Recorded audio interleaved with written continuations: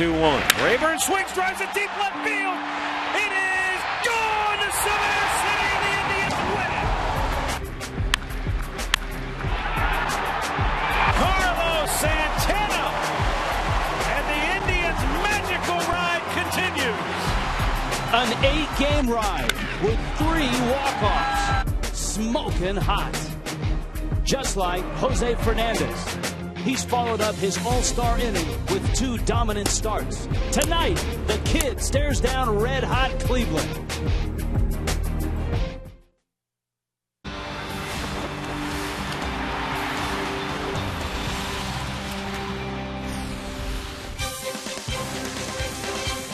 Red-hot Miami in terms of heat and humidity. Marlins Park, roof closed, AC on. Here come the Indians. Winners in dramatic fashion of 8 in a row. The Marlins coming off 2 straight wins against the Mets. Fernandez, Jimenez, the Marlins, and the Indians tonight. Hi, everyone. Rich Waltz along with Tommy Hutton. Jose Fernandez, Ubaldo Jimenez. Just start right there, and this should be a fun night. Well, you got a couple of moving forces that have been pretty strong coming together. You got a great offensive club that's been on fire, and you have a tremendous young pitcher who's been on fire. If it ended today, the Indians would be a wild card team in the American League, and 8 straight wins, dramatic comebacks, 3 walk-off wins in those 8. What an incredible homestand the Cleveland Indians are coming off of. They had a walk-off from Ryan Rayburn. That started things, but that wasn't all. They also got a walk-off from the 42-year-old Jason Giambi, oldest to ever hit a walk-off home run. Hey, they weren't through. They got one more. Carlos Santana also went deep for the Indians, a walk-off blast. These guys are on fire. They're pitching well. They're hitting well. And they have a great, young, exuberant manager who's had a lot of success in his past. Well, 1 year in the TV booth, and Terry Francona is right back at it in a city where his father played, in Cleveland. But they've added at the top of their lineup Michael Bourne to their bench with Giambi, and a little bit of both with Nick Swisher, a little bit of swagger as well. Well, they got some speed in Bourne, certainly the power, the on-base guys with Giambi and Swisher. This is a good ball club all the way through, all 25 men. For Cleveland, there is the unknown, and that is, except for the All-Star game, they haven't seen Jose Fernandez. Yeah, that's right. Jose making his first ever appearance. Of course, we say that just about every time he goes out there. First ever appearance against the Cleveland Indians. He's 4-0 at home with a 1.57 ERA here at Marlins Park. He has been on a tremendous roll, 3 earned runs or less in his last 10 starts. Ubaldo Jimenez, a guy that the Indians acquired a couple seasons ago, trying to build their rotation around. He's finally starting to put it together here. Having a pretty solid year, a guy with quite a resume. Back in 2010, he was an All-Star. He was 15-1 at the All-Star break. He's also authored a no-hitter, so a good resume for Jimenez. And the Indians, one of the hottest teams in baseball, ready to go tonight. Can Jose stop him? Jimenez on the mound, part of a revival in Cleveland. Craig and Jeff when we get back.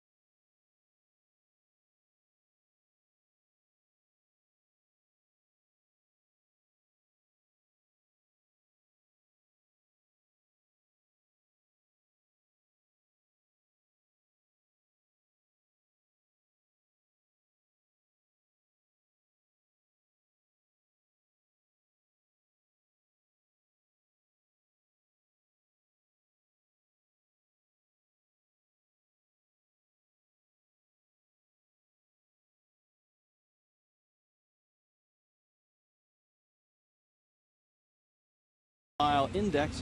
Marlins lead the overall series. Now in the postseason, that's the important one, of course. That's the 97 World Series. And it's the first visit here. They did play at Sun Life in 2007. Let's go out center field. Jeff Conine, Craig Minervini. Guys? Thanks, Rich. The Indians won only 68 games last year. One preseason publication had them losing 100 games this year.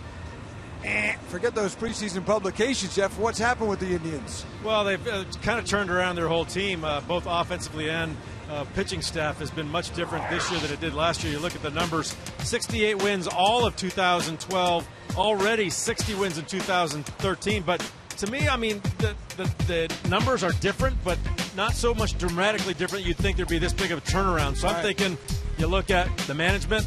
Terry Francona, I think, has made a huge difference to this team. The composition of this lineup, they know what they need to do every single night to win games, and I think that's the big difference. Good chemistry.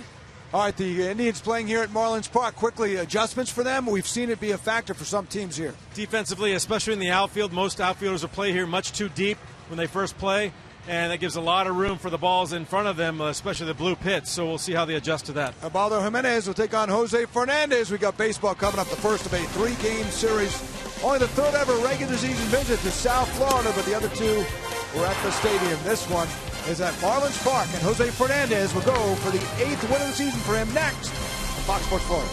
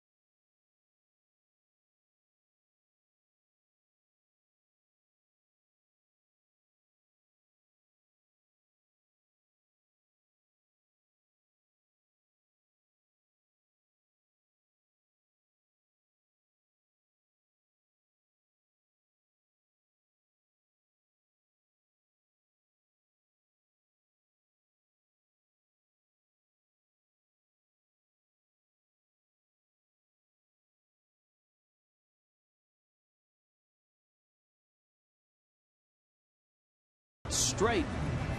They come in at 60 and 48. Here come the Indians. Brought to you by JM Lexus. Michael Bourne, speedy in center. Nick Swisher, the switch hitter. Jason Kipnis, an all-star. Asdrubal Cabrera's terrific shortstop. Michael Brantley in left. Carlos Santana, switch hitting catcher. Lonnie Chisenhall is at third base. Drew Stubbs, speedy outfielder. Former Red is in the 8th spot. Pinch a Penny brings you a first pitch. Jose Fernandez misses outside to Michael Bourne. Bourne, of course, former Astro. Swinging a foul tip. Former Brave. And here are Fernandez numbers coming in. His last 2 starts have been dominant. A 4-2 win at Colorado and the 3-2 win against Pittsburgh. A 3-2 win against the Pirates, even though he gave up the 2 runs, probably his best outing of the year. 8 innings. Had 13 strikeouts, a career high for him. Just tremendous against a good hitting Pirate ball club. 1-2 to Bourne. And there's the defector. Sharp breaking ball. Strike 3. And Fernandez picks up where he left off. 13 strikeouts. An historic 13 strikeouts. Well, a couple of good fastballs, breaking ball, put him away, and you always want to keep Michael Bourne off the bases. 13 steals this year, but a guy who loves to run. Only 4 pitchers have struck out 13 hitters without issuing a walk before the age of 21. Ever. And Fernandez accomplished that his last time out. He has turned 21 since. And he takes on Nick Swisher now, the enigmatic Swisher, who was part of the Yankee World Championship in 2009. The Indians valued him so much that they signed him to a multi-year contract. Swisher bangs one into right field for a base hit. He is signed for a 4-year, $56 million contract through 2016.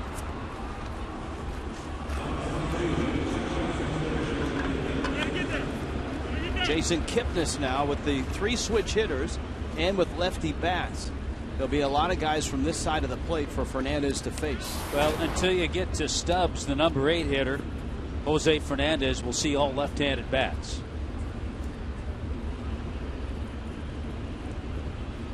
Dana DeMuth calling balls and strikes.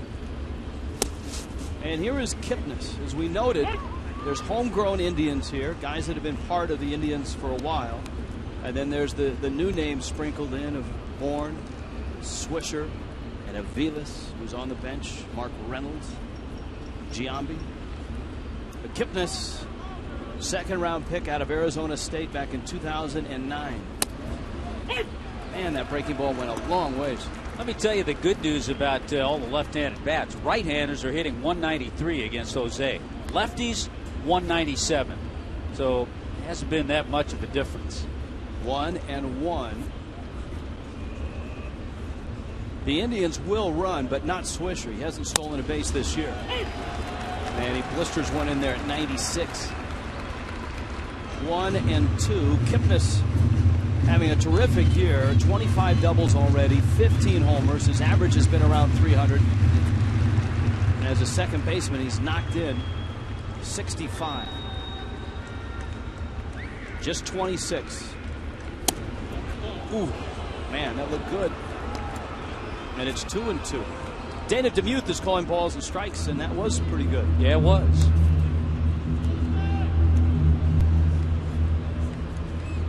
Angel Hernandez down at first base. Paul Nauert is at second base. Doug Eddings is at third base. Hernandez breaking ball lifted in the air to left. And it's Yelich who comes in and makes the catch. Here are the Marlins defensively, brought to you by the Cleveland Clinic, Florida. Yeah, we'll check out that young outfield with Yelich, Barisnik, and Stanton. Ed Lucas starting this one at third base. Echeverria and Solano up the middle. Logan Morrison at first. Jeff Mathis behind the plate, who's thrown out 43% of the runners trying to steal against him. As Drupal Cabrera. Now, he's been an Indian for a while. He's not exactly homegrown, but he is part of one of the more lopsided trades. Fastball for a strike.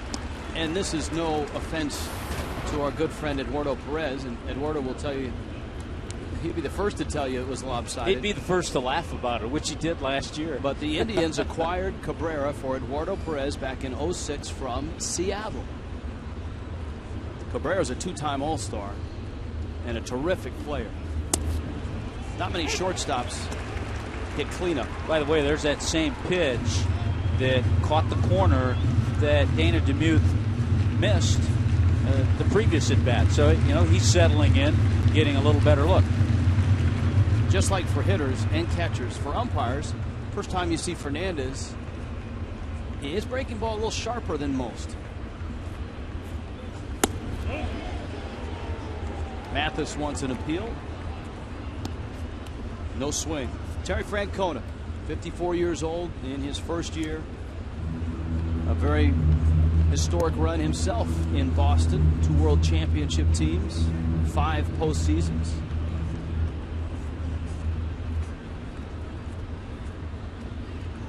And that came after 4 years as the manager of the Phillies. Swing and a miss. Another sharp breaking ball. A pair of strikeouts for Fernandez in the first.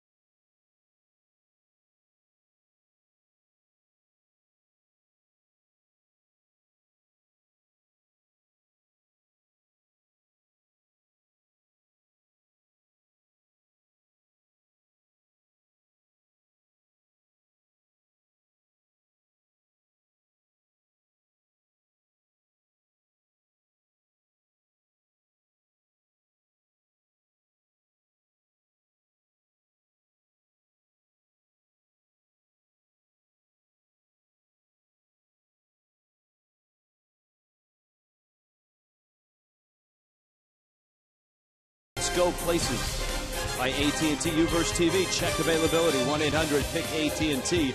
Read Think Possible by Just for Men Mustache and Beard, and by Checkers. Feast on.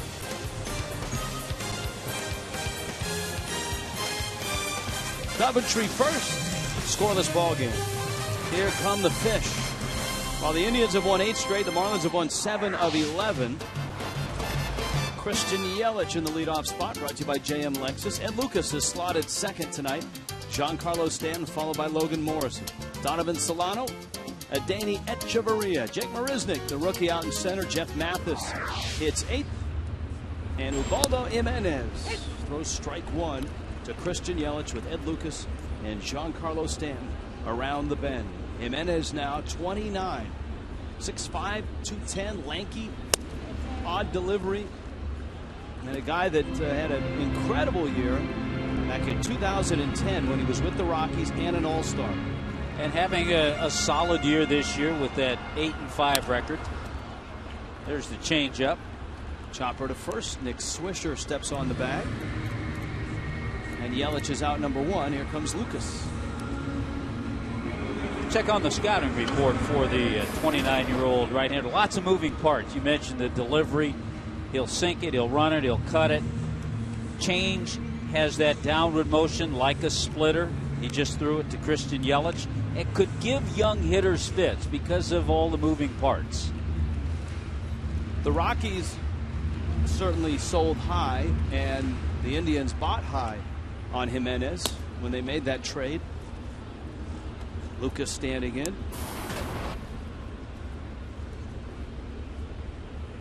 Game number 47 in his big league career for Lucas. The trade that brought him from Colorado was the end of July in 2011. The big pieces, I guess the big piece was Drew Pomerantz along with pitcher Alex White. Pomerantz so far has been a disappointment for Colorado, and the first 2 years of Jimenez were somewhat of a disappointment for the Indians. Pomerantz was a guy, Rich, that the Rockies got, and they thought, hey, we're getting this young left-hander that's going to be in our rotation for a number of years. We just saw him in Denver, and things so far haven't worked out for Drew Pomerantz.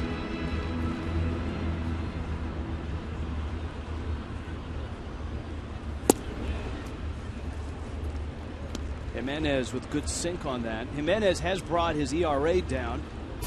Stanton on deck. Last year his ERA was at 5.40. He's 4.17 coming into this one. And when they got him in 11, they figured, and that was a Cleveland team under Manny Acta that was in pretty good shape at the All-Star break. They figured getting Jimenez would be a real boost, but he pitched to a 5.10 ERA down the stretch in 2011. Take by Lucas, and Lucas is aboard. Giancarlo Stanton comes to the plate. Let's meet the Indians defensively. Brought to you by the Cleveland Clinic, Florida. And there they are. This is a terrific outfield. All three of those guys can play center field. Stubbs, Bourne, Brantley. Bourne's in center right now. Lonnie Chisenhall. Asdrubal Cabrera, just 4 errors this year. Jason Kipnis is solid at second. Swisher over at first, and Santana behind the plate. Stanton takes out. Giancarlo Stanton. 13 home runs. Stanton yesterday 0 for 4. Marlins yesterday beating Matt Harvey 3-0. Tom Kohler picking up another win. The Fish winning the last 2 against the Mets. 1-1.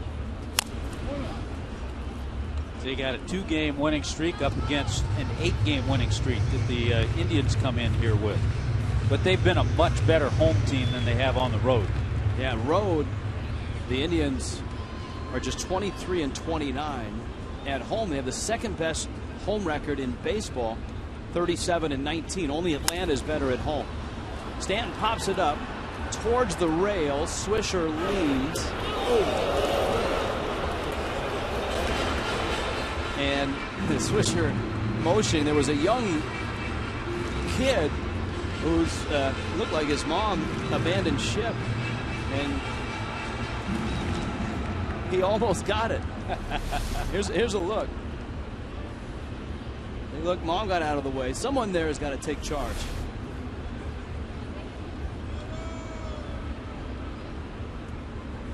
Jimenez. 1-2. Stanton, a sharp ground ball to short. Cabrera bobbles it, drops it. Everybody's safe. 5 errors this year for Asdrubal Cabrera. Yeah, you talk about it. Cleveland fans will say we jinxed Asdrubal Cabrera. Probably would have been a double play because it was hit sharply by Giancarlo. Cabrera's thinking double play, but as he transitions the ball, he doesn't have it, and everybody's safe. You talked about Cleveland having a lot of good defenders. The odd thing is they're 11th in the American League in fielding percentage. That's interesting. I mean, the outfield is terrific, and it's a perfect outfield for this ballpark because they all have speed. Now Morrison. Morrison takes down low. Lomo in yesterday's ball game had a key hit, drove in the first run of the ball game with an RBI single. He had gone 3 or 4 games, and at least twice a night in those games he'd hit line drives at people. So it looks like Morrison's bat is starting to come around. If he can just be patient enough, some of those may start dropping. Well, got that big base hit yesterday off Harvey, and he talked about it. He looked foolish on a changeup on the first pitch, and eventually he hit a changeup. Now, Harvey's changeup a lot different than Jimenez's changeup. It's a lot harder, but he could see a few of those from Ubaldo Jimenez.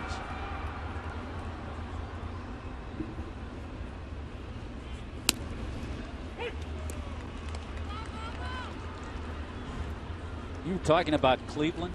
They have also, and this is the best record by any team in baseball against any particular division. Terry Francona's team has gone 16-4 against the AL West.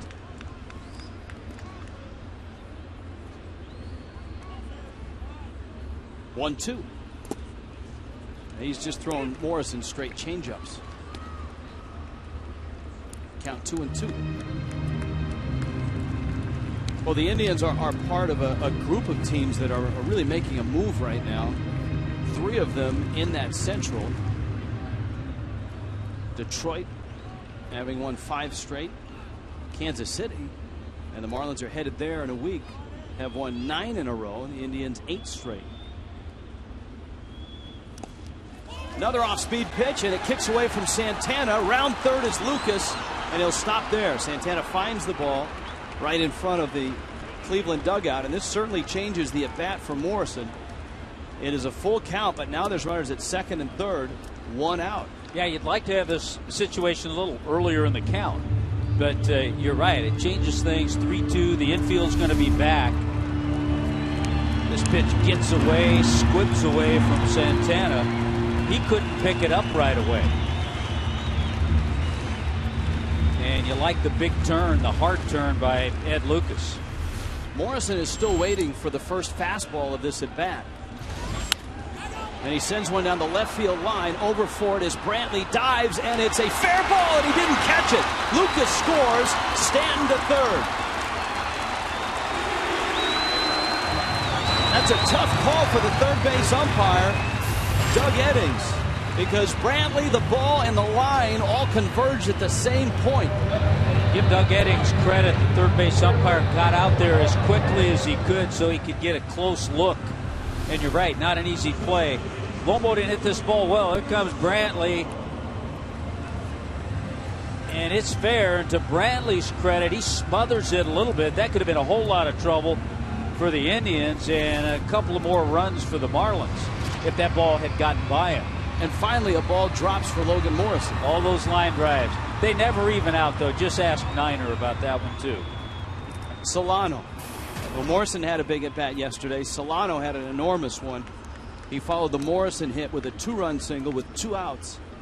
He was the last guy to face Harvey, and he fouls that pitch off. The middle infield right now is giving Miami another run in exchange for a ground ball out. Cabrera and Kipnis are both deep. See, Chisenhall at third and Swisher at first are up.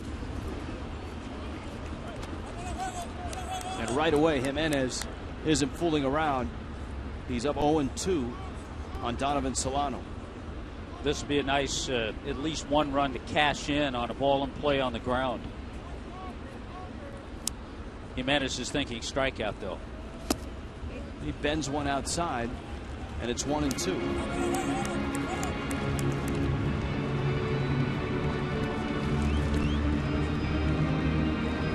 The error by Cabrera, a big one, opening the door. The Marlins have 1 run. You can hear Dana Demuth say outside. 2-2.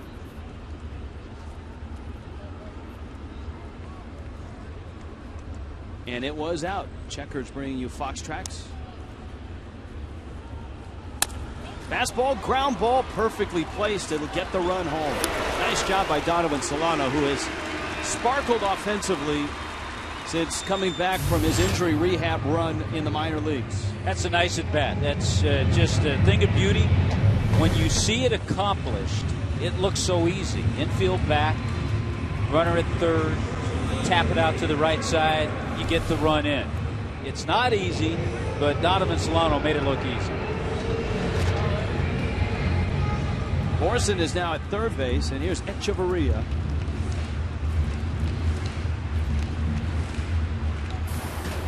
Adaney, with his hot streak, peaked his nose over 250, but he's fallen back to 237. Jimenez stays outside. It's 1-0. Kind of bounced around a little bit lately in the lineup because of a 3 for 34.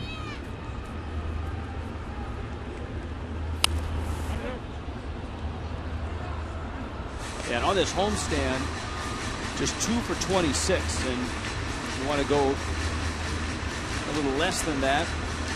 Last 6 games, 1 for 22. But 2 runs here against Ubaldo Jimenez. Line drive, base hit, and that's where Echeverria has gotten his hits this year. A 3-run first for the Fish. All right, the first run was nice. The second run added on was a key situation. That third run really hurts Cleveland. Big 2-out base hit by Adaney Echeverria. Fastball away, solid swing. just stay locked in right there.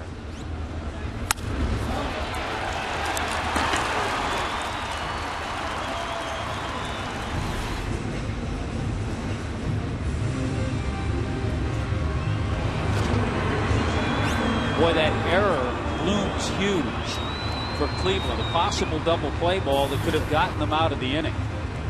As Dribble Cabrera mishandled Giancarlo Stanton's roller in the hole, and Lucas was at first, and there was one out. That could have ended the inning. So you love to see the Marlins taking advantage of that situation. 3 runs on 2 hits. Jake Marisnick now, rookie center fielder. The 22-year-old. He lines one into center field. That's a base hit. On his way to third is Echeverria, and he's in there with a head-first slide. So Miami has really come out after the error and swung the bats. I'm just thinking, you and I were talking about the Indians. We don't get a chance to see them. I saw them once last year. Had to give you an idea on a few of the players, but they're experienced players. I'm sure over on Indians TV and Indians radio, they're saying, who are these Marlins? Well, you know what? The first inning, they're finding out.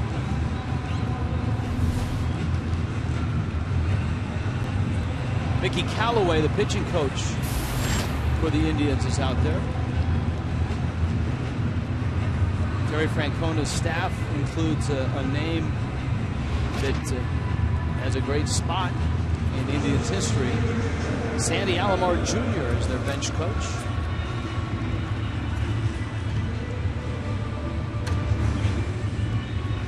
Here's Mathis now. There he is. He was a candidate for their managerial job before Terry Francona was hired. And I would expect he's going to manage in the major leagues. I'm with you on that one.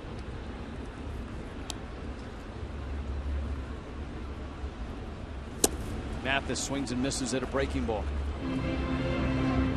Well, you go back over the last 5 games. We've talked about the hits, the lack of the Marlins beginning. They've averaged 5.3 hits over the last 5 games. They've got 3 in this inning.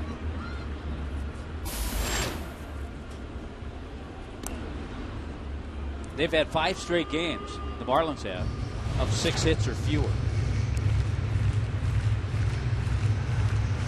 The odd part of that is that they've won 3 of the 5. Yeah. And that speaks to the great pitching they've had from both their starters and their bullpen. Marisnick is running. It's a bunt by Mathis. Jimenez falling backwards gets the out at first. Well, it almost worked, didn't it? Marisnick had a good jump. Mathis another foot or 2 towards the line, and he would have driven in the run. Marlins will have to settle for 3. And they lead the Indians 3-0.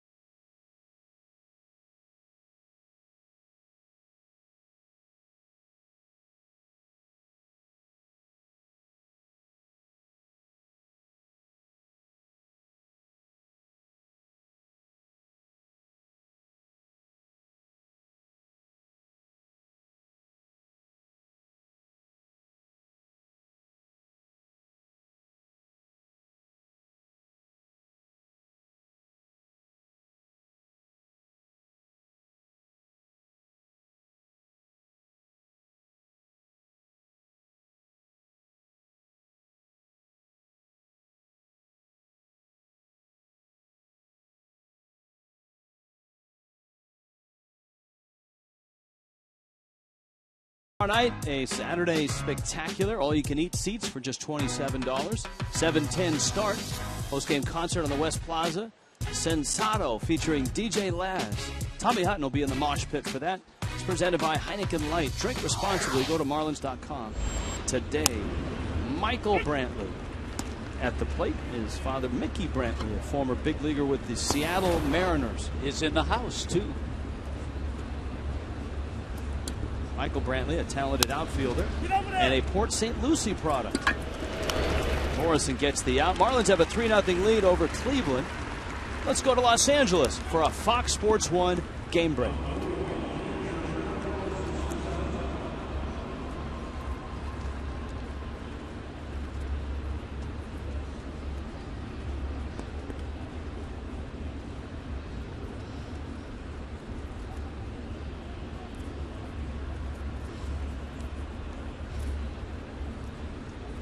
All right, thank you. The Marlins just saw David Wright, and he was swinging it quite well, so no surprise that he's gone deep. Breaking ball's working. Jose was able to get Brantley to roll over on a changeup. So early on, and not too often, Rich, has Jose Fernandez gone out there with a 3-0 lead in the second inning. Morrison flipped it to Fernandez, which was odd because the base runner was about 60 feet away from first base. But it worked. Carlos Santana bounces out, 3-1 in the books. And Fernandez, who had 2 strikeouts in the first, gets a couple of quick outs here in the second. Fernandez himself has admitted that at times, to consolidate his pitch count, he's made a concerted effort to pitch to contact. Now, his last time out, he punched out 13, but he did last 8 innings.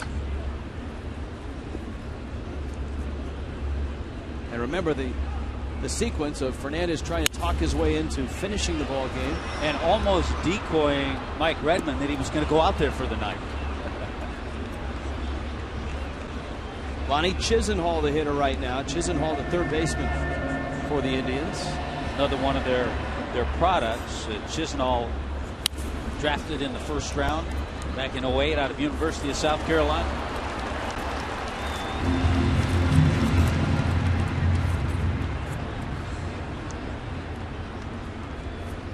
Chisenhall getting the start at third base.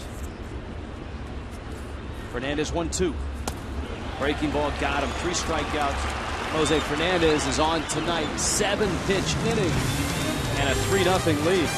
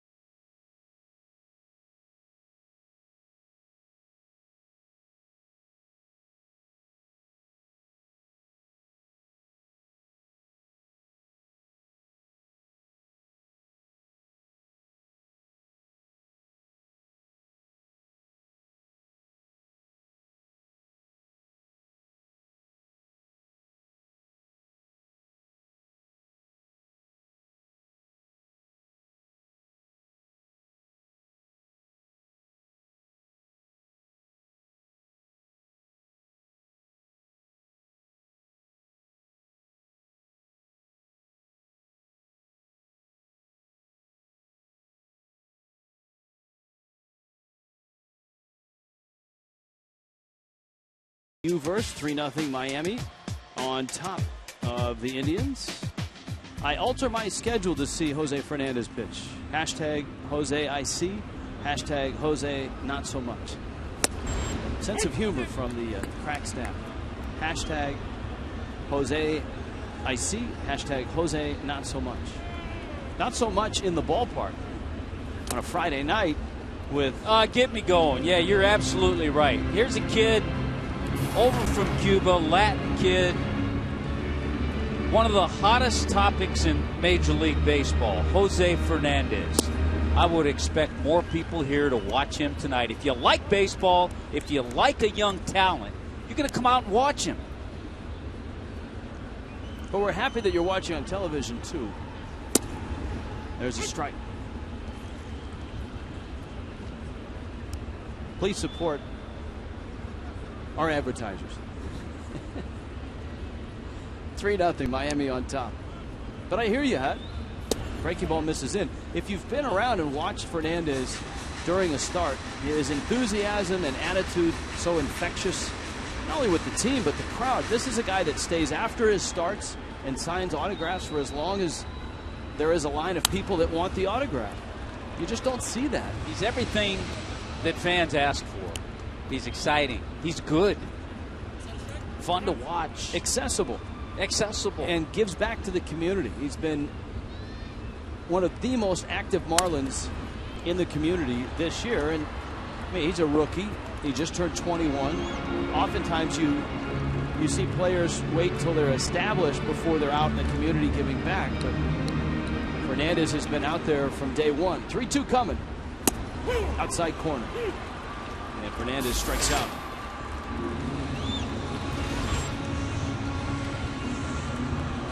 This copyrighted telecast is presented by the authority. The Miami Marlins may not be reproduced or retransmitted in any form, and the accounts and descriptions of this game may not be disseminated without the express written consent of the Miami Marlins. By the way, the Marlins made that error by Cabrera, made them pay the 3 runs, unearned runs in the first inning.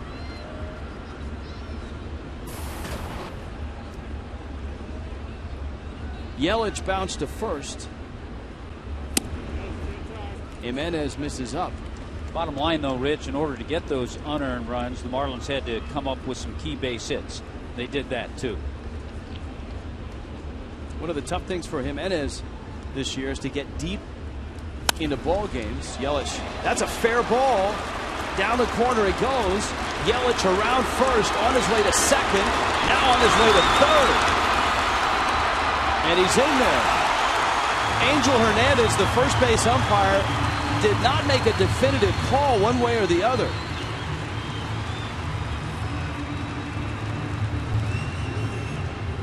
First of all, I think Angel Hernandez got it kind of turned around on this ball. It was a fair ball. There's no argument. And he gets kind of turned around right here as he sidesteps the ball. I think he was starting to call it fair and then decided I better get out of the way. Get out of the way. And then I love the way, number one, Yelich picked up Joe Espada, Marlins third base coach, and I love the positioning of Joe Espada. Look at Joe. He's way beyond third base, near left field, so Yelich can pick him up. See, if he stays in that third base coaching box, he might not see him, but he got way beyond near left field, and Yelich picked him up right away. First career triple for Yelich. Lucas with the infield in and 1 out. Jimenez walked Lucas his first time up. Oh, by the way, and if you do come out to see Jose Fernandez, you'll also get to see Marisnick and Yelich and Stanton. Just thought I'd throw that in for change. Evaldi and Turner and Alvarez. Echeverria. Here's the 2-0. It's down low.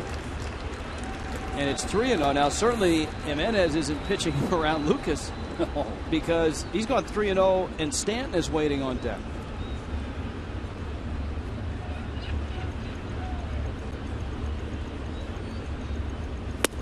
And he does walk him, amazingly, on 4 pitches.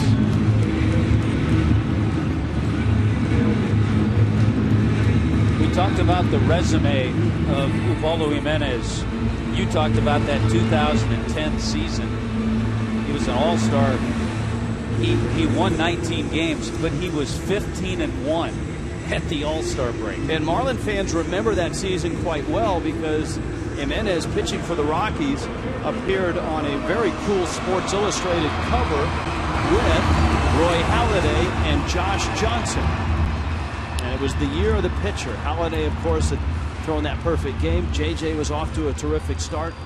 And Jimenez was better than both of those guys in the first half. Now Stanton at the corners.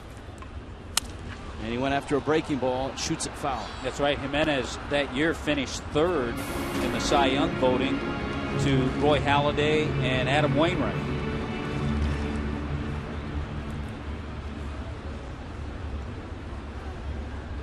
Oh, 1 pitch. At the plate, and so Jimenez looks more comfortable pitching to Stanton than he did to Ed Lucas. Got him up to 50 pitches, though, and you brought up the point, and it is true in talking to some of the Indians.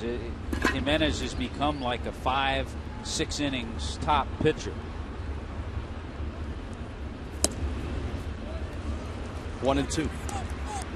Coming off a great start, Jimenez is against Texas, a terrific hitting club. 8 innings, gave up just 2 hits and no runs. And he had a great July, a 2.83 ERA and a 2-1 record.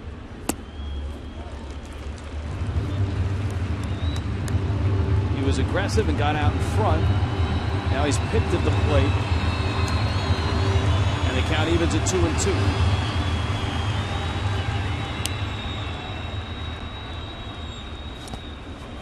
In the dirt, Lucas holds, but probably will be on the run here, 3-2 with 1 out. Jimenez probably nibbles more now than he did in that 2010 season, because in 2010 he threw harder.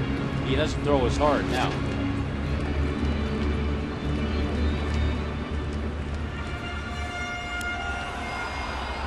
So Lucas probably scooting here with Yelich at third.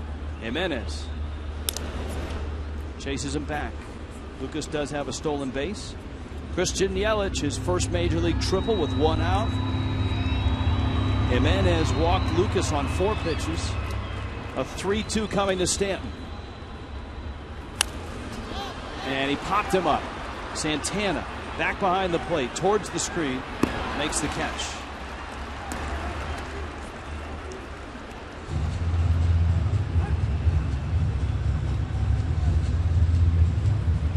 Well, he went with a breaking ball, 3-2.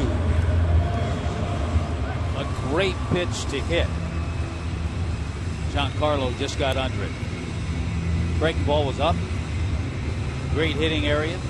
Now the Marlins got a big 2-out base hit in the first inning from Echeverria. They'd like to see one from Logan Morrison here. Morrison delivered an RBI double with 1 out in the first.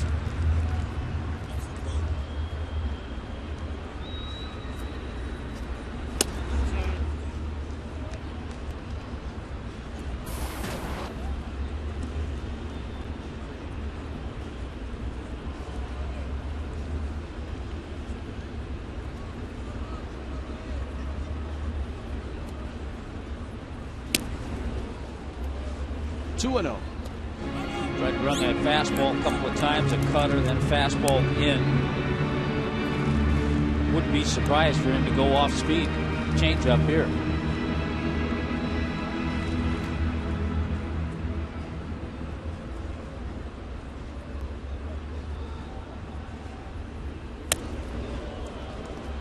He's been all over the place, and his pitch count has skyrocketed close to 60.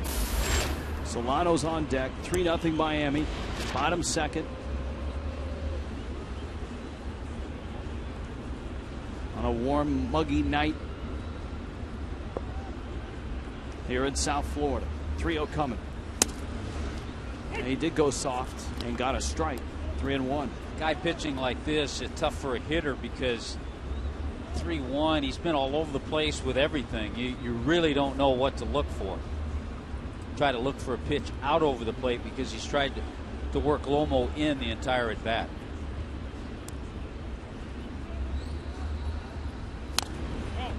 Got to change up.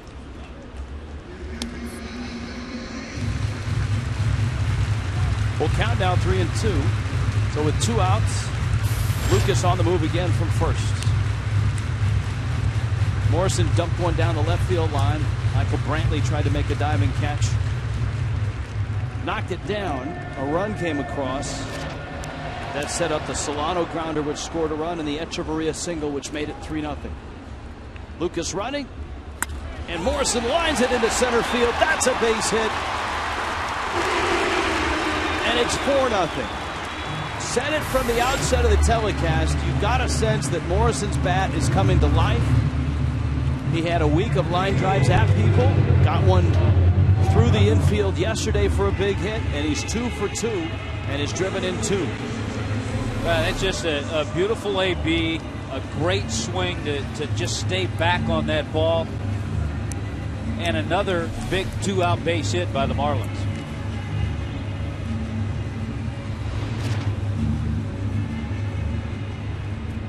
Now Solano, runners first and second.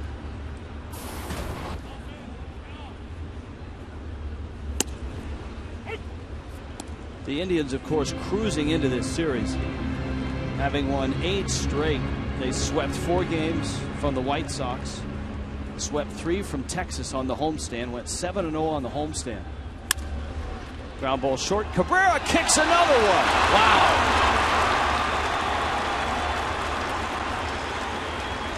I'm sure this infield a little faster, a little swifter than the infield in Cleveland. Well, Central Cut goes for the National League and the American League. The infields in the Central divisions in both leagues are notoriously thick. The ball stayed down. It wasn't a bad hop. No. And the other ball that he kicked wasn't a bad hop either. Just got him on the hill. Looked like he was going to flip it to second. He tried to rush it, and the inning continues. Now Echeverria.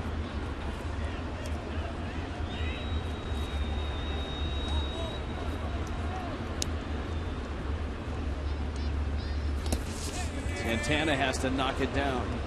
It's funny how when you match up with teams, you're mentioning that the Indians have won 8 in a row, that the Marlins beat the Pirates 2 out of 3 and played them well, and they went back to Pittsburgh and beat the Cardinals 4 out of 5. Won the first 4 games of that series. The Marlins are playing well, as I noted. They've won 7 of 11. If you go back to May 31st, it's a ball club that's 5 over the 500 mark, 29-24. 1-1. Bases filled with Fish, Lucas, Morrison, and Solano. 2 errors by Asdrubal Cabrera, the Indian shortstop, have been big in this inning, or rather in this game. Echeverria swings and misses. We pointed out he made 4 errors coming into this game. I guarantee he hadn't made 2 in a game this year.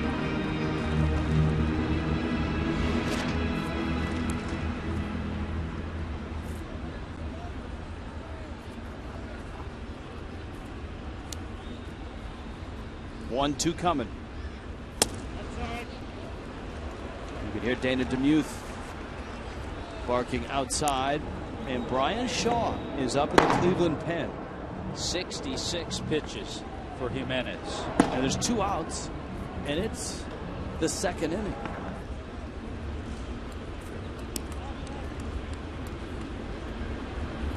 Echeverria broken bat. Jimenez stumbles, rights himself, and gets the out. Miami adds a run and goes to the 3rd with Jose Fernandez on the mound and a 4-0 lead.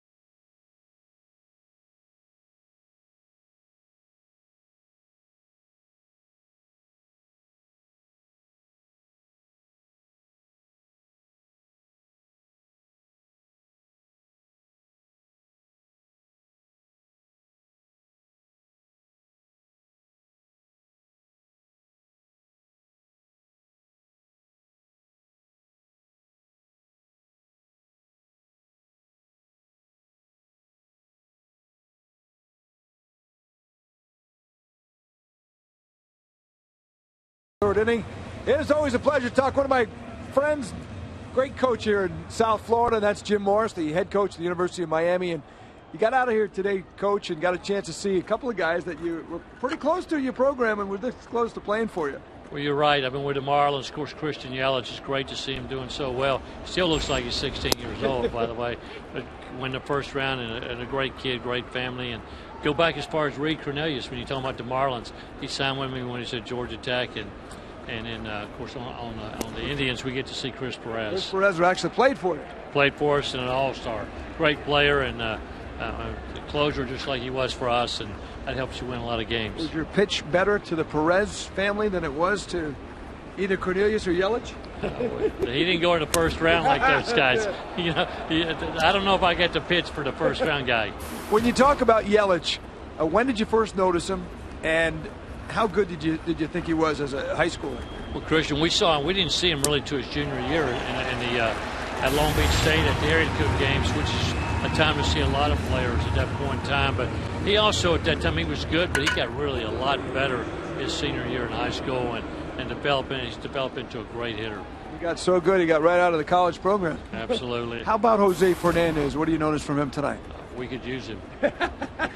He would be a sophomore, and Christian would have been a junior this year. That'd be pretty good. We'd won a few more games. Man, he's great to watch. It's fun. Great stuff, and a young guy. He's one of the best players in the game. Even that, you know, on the day he pitches, he's out taking batting practice. He did a Billy's Bunch episode. He's a very gregarious kind of guy and a kind of personality you like. Well, he was. He had a young man from Greensboro here throughout the first pitch today. I mean, you can tell he's a nice young man that's involved in the community and a great guy. How are the Canes looking going in? I know you're getting healthier. You had a little surgery, missed some games. How are you looking going into the next season? Good. We're having a really good recruiting class. I can't wait to get our young guys in. It's the best recruiting class we've had in 3 or 4 years.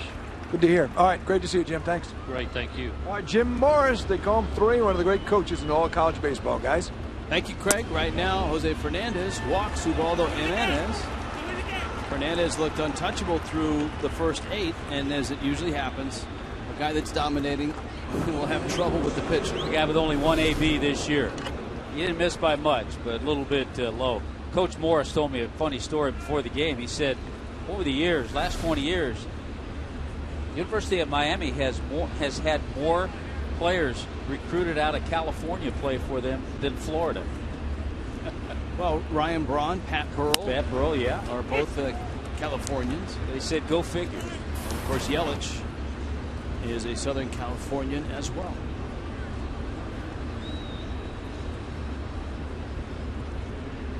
Though I don't think you can get there by taking the 5 to the Ventura to Sepulveda. Now you got to go east. Yeah, I know that.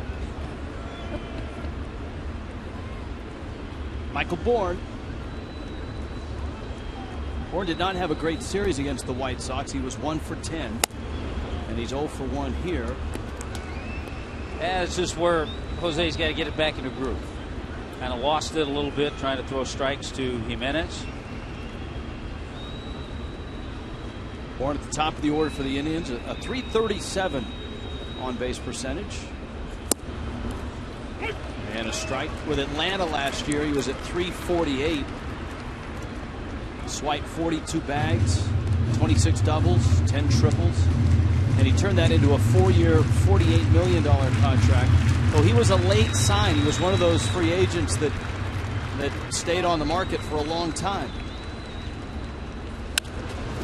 Roller to second. Solano gets it out there. No way you're going to get Bourne, and trots across first base.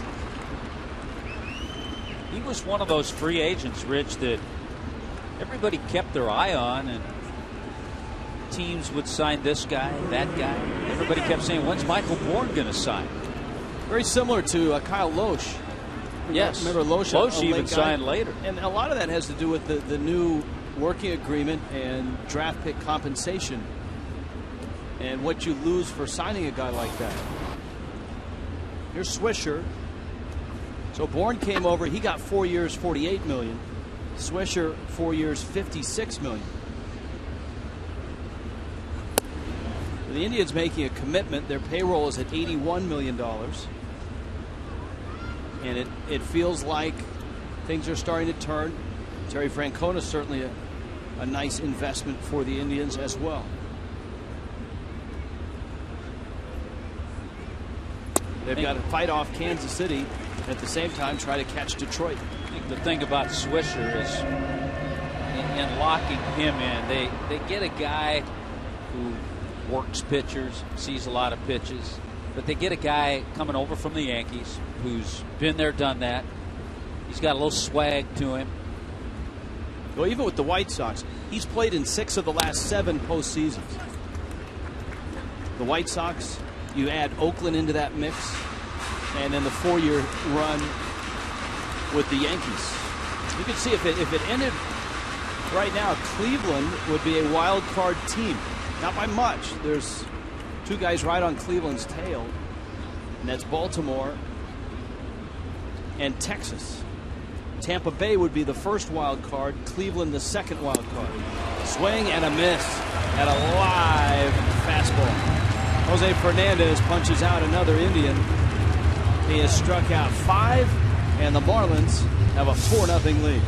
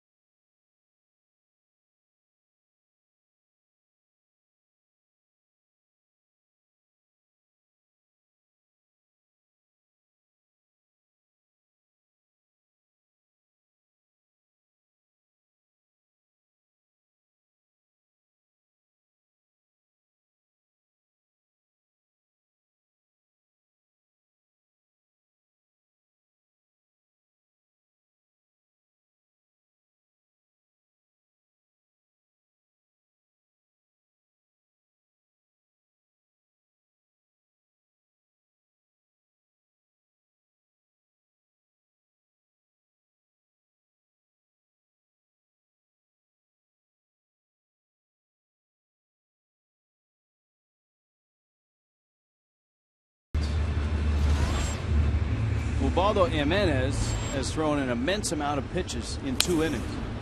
Jake Marisnick fouls one off. 68 pitches right now for Jimenez. Marisnick singled in the first. Jeff Mathis, Jose Fernandez will follow.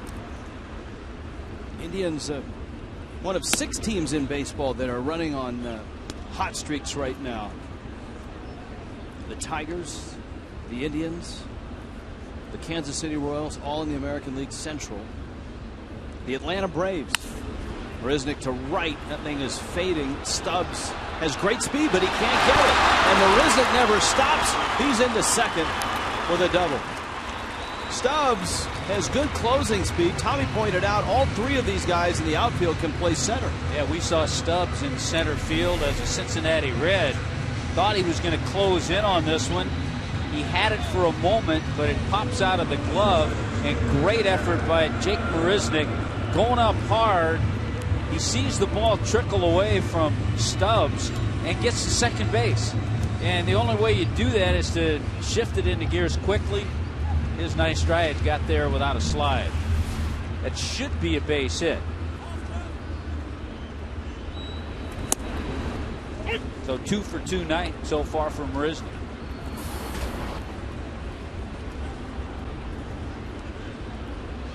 Jeff Mathis out trying to bunt for a hit. He's not necessarily trying to push Marisnick to third base here. He's got the pitcher behind him. This is where a number 8 hitter really has to change his approach. However, if he banks on Jose making contact, getting the runner to third isn't a bad thing. Mathis swings and misses.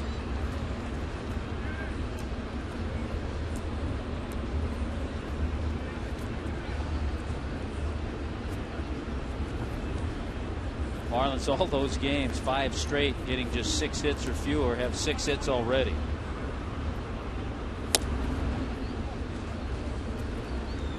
Two and two.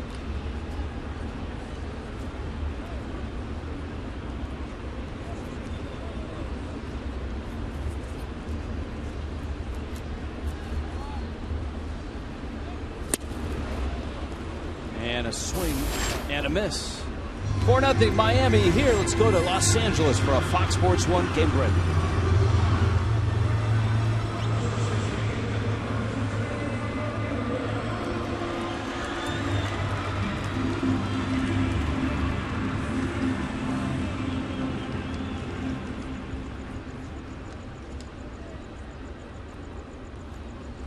It's a Chris Medlin start for Atlanta tonight. Runner goes, good jump, he's in there. Marisnick steals third. And now he's 90 feet away. The infield will come in for Fernandez. All right, get the bag. Jake Marisnick's first stolen base, and got there because of a nice jump and a really good straight on slide. Look at that lead foot on the bag.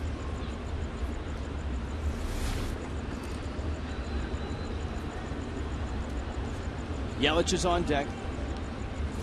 Fernandez swings and hits a pop-up towards the wall, tagging his Marisnick, and it's out of reach. And if Chisenhall had gone after that ball and made the catch, it would have been interesting to see if Marisnick would have tagged and tried to score. I think we're seeing the more they get settled in as major leaguers, Marisnick and Yelich, we're seeing a lot of the things that they can do. Speed, defense, both supply that. 1 ball, 1 strike. Fernandez has driven in 3 this year. And he lays off a breaking ball. He takes a lot of pride in his hitting. He probably takes more swings than any of the pitchers combined.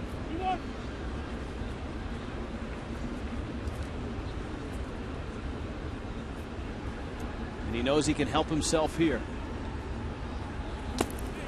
Jimenez buries one in the dirt. And so odds are Jose Fernandez is going to see a pretty good pitch here at 3-1. You would think he'd see a fastball, not a breaking ball, not a changeup. He's probably thinking blue seats, Budweiser balcony. It was a fastball, but it was painted away. That's at the knees and on the black. It's a perfect pitch. It is. That's not fair to a pitcher. Counts full. Marisnick still at third. Infield still in. Jimenez. Line to right. Back for it, Stubbs. Tagging Marisnick on his way to the plate. And he scores. And Fernandez delivers.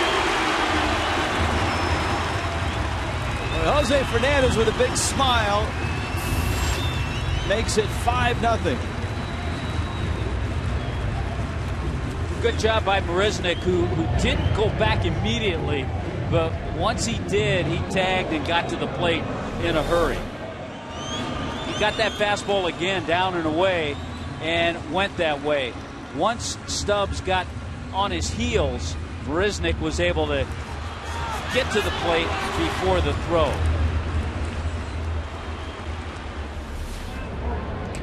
Now Yelich with the bags empty.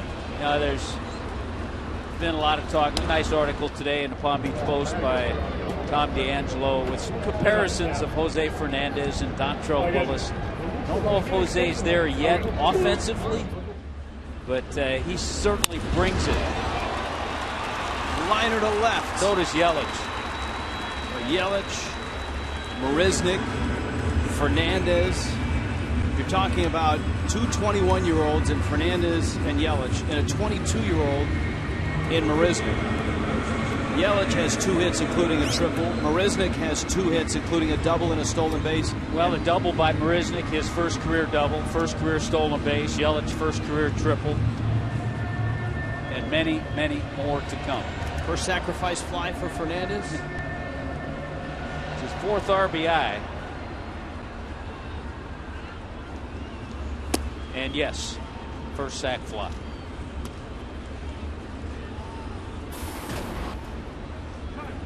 And of course, you've got another rookie in Ed Lucas, who has seen it all and done it all in the minor leagues and is enjoying his stay here in the big leagues. Another visit to the mound by Mickey Callaway.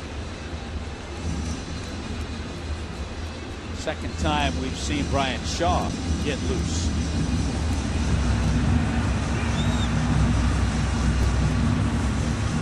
Wow, 84 pitches and just not through the 3rd inning. This is an interesting stretch for Miami because we talked about teams that are surging in baseball. The Marlins have 4 of those teams lined up here. This homestand finishes with Cleveland, who's won 8 in a row. The Marlins go to Pittsburgh, and of course the Pirates just took 4 of 5 from St. Louis. They go to Atlanta. Atlanta has a big win streak.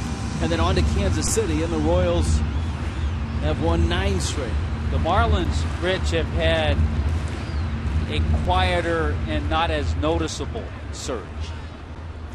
Well, there's a point of demarcation, and we use it, and it's the end of May. It's May 31st, and 2 things happened that changed the course of the Marlins. Giancarlo Stanton and Logan Morrison returns.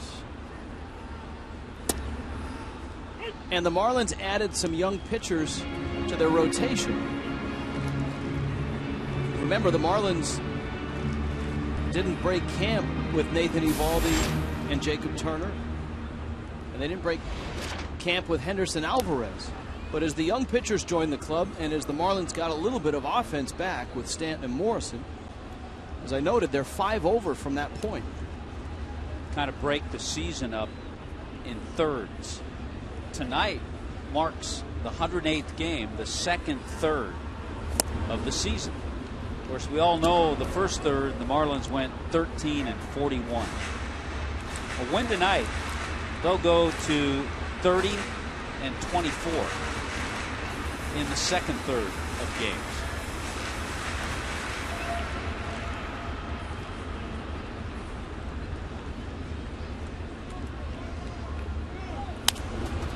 Runner on the move. Yelich got a good jump. Lucas sends it into the seats, fouling out of play. Both Yelich and Marisnik can run. They run with ease. Yelich, both of them have the long, easy strides, which certainly helps defensively as well. Saw that yesterday. Great catch that Marisnik made to start that double play.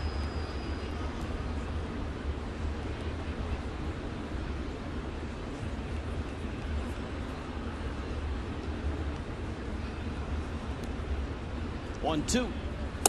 It's out.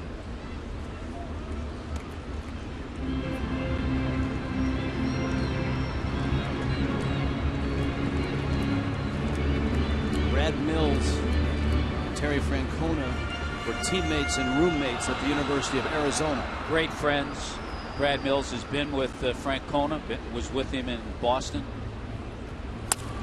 Lucas off the end of the bat, backing up on it is Kipnis, and he goes to first to get the out. Miami gets another run and stretches their lead. 5-0.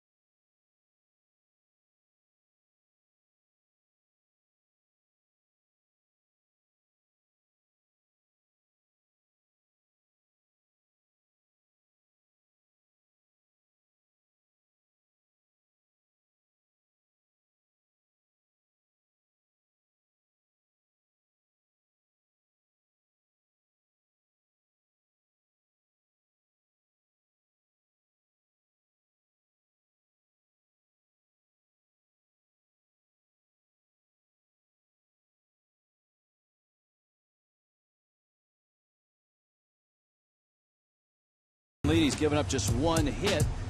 Get the Duffy's deal from Duffy's Sports Grill. You can catch a ride to the game for $40, a lower level ticket, round trip motor coach transportation from Duffy's, and a $10 Duffy's gift card. Next deal is tomorrow, 7:10. Marlins and Indians. Go to marlins.com/Duffy's. Jason Kipnis for the Cleveland Indians. Kipnis starts out with that bat almost parallel to the ground and brings it up. Some of you at home don't remember this, but long ago there was a great hitter out of Panama named Rod Carew, and he used to keep his bat almost parallel the hole at bat. And of course he's in the Hall of Fame. Talk about a smooth hitter. Steal bases, could bunt.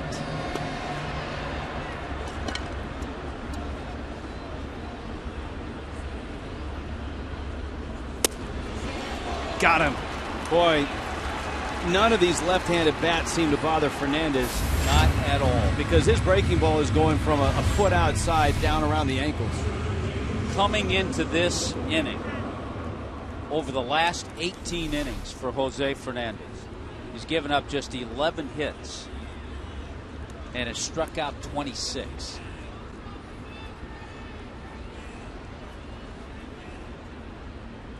Asdrubal Cabrera, Indian shortstop, has struck out, and he's made a couple of errors.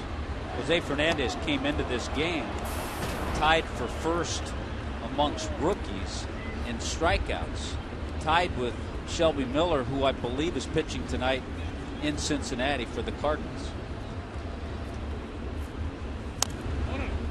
Now, simple math will tell you, and Tommy, you just divided the season up into thirds.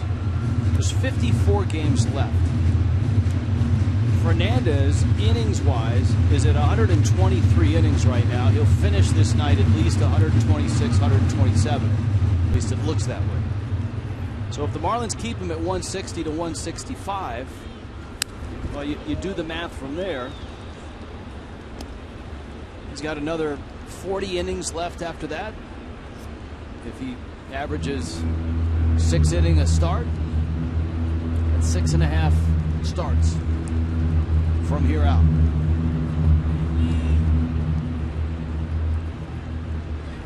Which should get him into September. Man, wow, he just nasty. Hey, by the way, let me throw this out there. This is a great comparison. Talked about Shelby Miller pitching in Cincinnati. The Cardinals have a 5-0 lead. Marlins have a 5-0 lead. Shelby Miller through 3 innings has 7 strikeouts. That was number 7 for Jose Fernandez. It's all lined up, isn't it?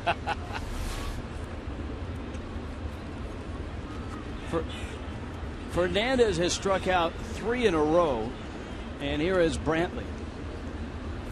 And the 3 that he has struck out, Nick Swisher, Jason Kipnis, and Asdrubal Cabrera.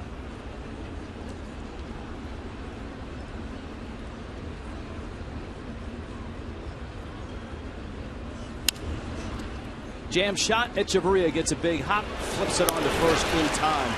And a 1-2-3-4 for Jose Fernandez. Fish on top, 5-0.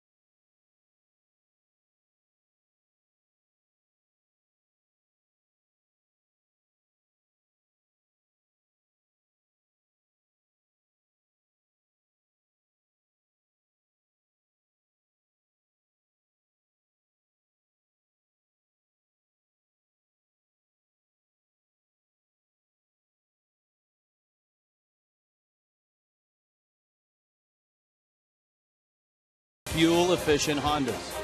By Coventry Healthcare of Florida, lighting the way to better health. And by Metro PCS, unlimited 4G data, talk, and text on Metro PCS Wireless for all. Gorgeous night in Miami. Giancarlo Stanton digs in. He takes away from Ubaldo Jimenez. Rich Waltz, Tommy Hutton, and Craig Minervini. Stanton is 0 for 2, reached on air and popped out. Jimenez is not long for this ballgame, because here in the bottom of the fourth, he's thrown 91 pitches. 2 errors behind him by his shortstop haven't helped at all, as Drupal Cabrera kicked Stanton's ball, which could have been an inning-ending double play in the first. Miami got 3 runs. And he botched Donovan Solano's grounder with 2 outs in the second, though that did not cost Cleveland a run. Talked about Jimenez, his last start, 8 innings against Texas. He threw 110 pitches in that game. Stanton takes a whack at that, fouls it back to the seats, counts 3-2.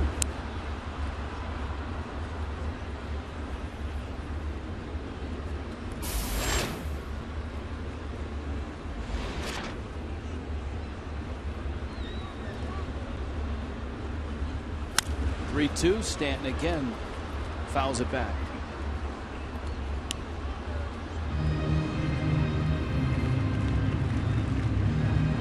Cleveland right now hanging that second wild card spot. Right behind him, Texas and Baltimore. Tampa Bay at 64 and 44 is a game behind Boston. Tampa Bay is the first wild card. Cleveland by half a game over Baltimore and Texas, the second wild card in the American League. Speaking of Baltimore, let's go to Los Angeles for a Fox Sports 1 game break.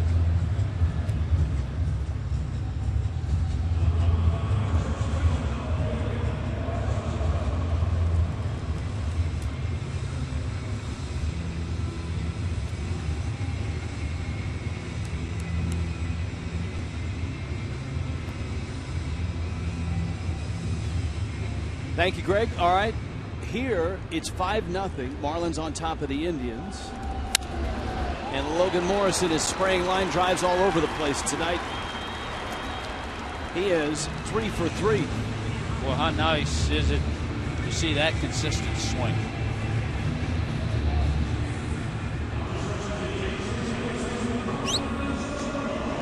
That's the one of the keys to being a major leaguer, staying in the major leagues, is to ride out the 1-for-14s, the hard line drives at guys, and to just hang in there and stay consistent with his swing.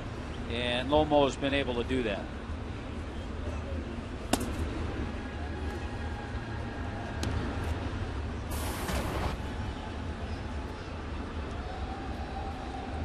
Solano, a long look down to third. Joe Espada.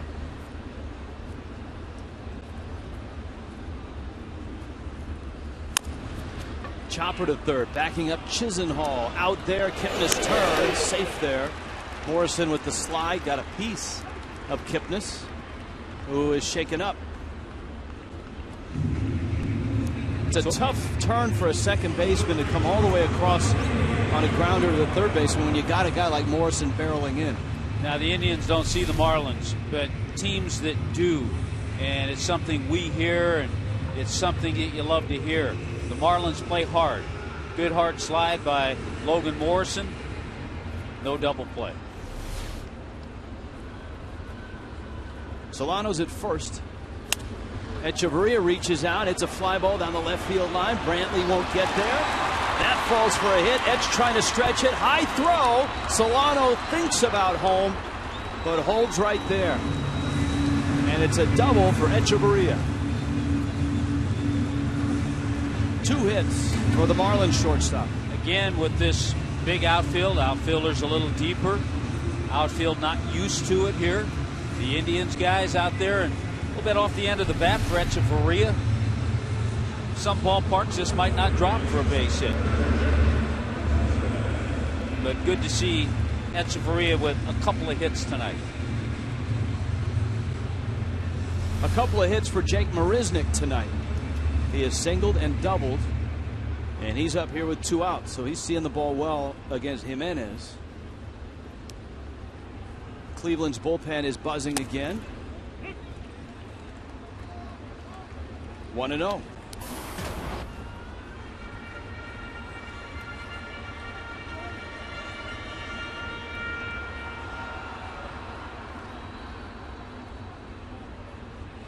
Two down, bottom 4.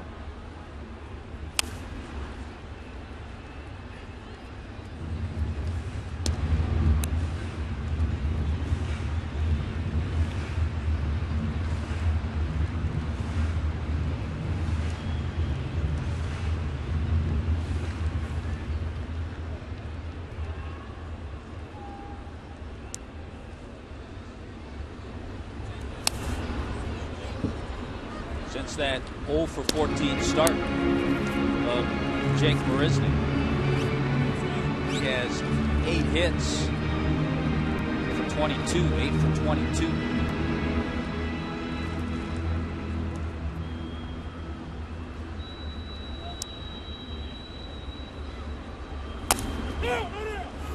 At the plate, it's fouled. 1-2. Just a 3-gamer this weekend. Miami tomorrow trots out Jacob Turner. The Indians go with Zach McAllister, a right-hander.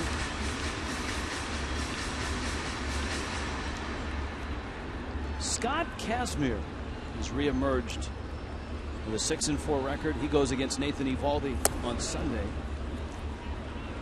Kazmir, the one-time Tampa Bay Ray, a guy that struggled for a couple of seasons and is back in the big leagues. 6-4, a 4.11 ERA. Marisnick swings and misses, and Jimenez strikes him out and leaves a couple. 4 have passed. 5-0 Fish.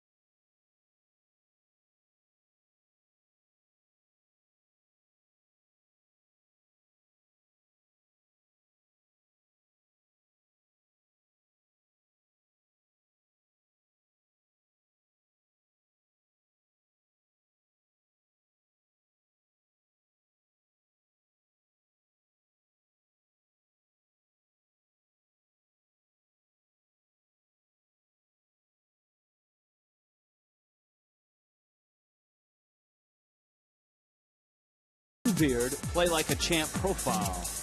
Yesterday, Matt Harvey for the Mets, Tom Kohler for the Fish, and it was Harvey that got the loss.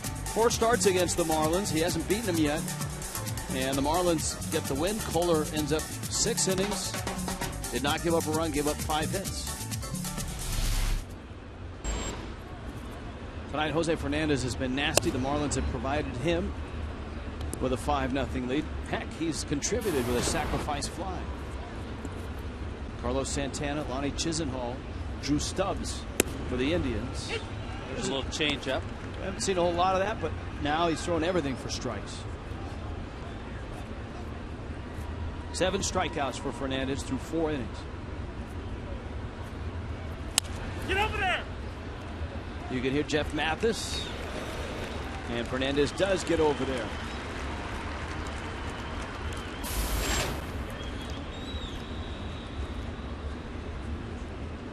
Three times ground balls have been hit to first, 3-1 putouts. So he's been busy.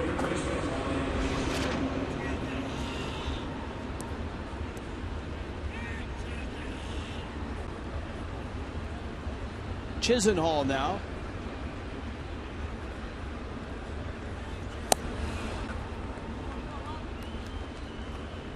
Boy, in contrast to Jimenez, look at that, just 55 pitches for Fernandez. One of the themes coming into the night are the teams that are surging, especially in the Central. Kansas City has won 9 in a row, is trailing the Mets. Bottom of the 4th, 2-0. That David Wright home run standing up. Detroit has won 5 in a row atop the Central in the American League. A 2-0 lead over the White Sox, top 6. That's a Doug Fister start. Dylan G. 1 hit through 4 innings for the Mets. The National League teams that are hot: Atlanta, winners of 7 straight, trail the Phillies 2-1. Remember, the Phillies went back-to-back with home runs. Lead the Braves 2-1, bottom 3rd. Pittsburgh is at home. Colorado's there, and it's 1-1, top 5. And another back foot breaking ball, strikeout number 8 for Jose Fernandez. Yeah, there's one thing about the break of this pitch, to throw that breaking ball, but if you leave it middle of the plate, it's much more hittable. He's able to drop it, as Rich mentioned, on that back foot of a left-hander, and you just can't hit that. And this is against one of the hottest teams in baseball. An Indians team that has won 8 straight. An Indians team that beat the White Sox yesterday 6-1. And in those 8 wins, 3 walk-off home runs. Yeah, on the game break, we saw Chris Davis with his 40th home run. The last Oriole with 40 home runs was Rafael Palmeiro in 1998. Here's the 0-1. John Chimchuk, our baseball historian tonight. And huge part of the crack staff. Pulling that one out of his ear. A former Oriole is on deck. Davis with over 100 RBIs already now, too. It's one of the reasons they don't miss Mark Reynolds in Baltimore. Though he did have a productive stop in Baltimore. Another strikeout. Boy, the kid is just dominant tonight. 9 punch-outs. Jose Fernandez is smoking hot, and it's 5-0 Fish.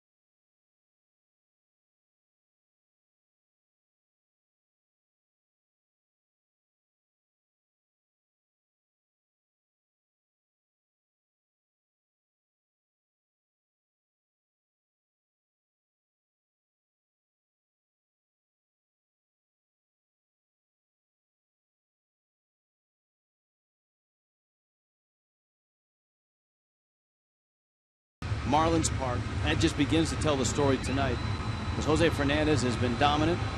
The Indians say sayonara to Ubaldo Jimenez, and you saw Ryan Rayburn, the hero yesterday, with 2 home runs.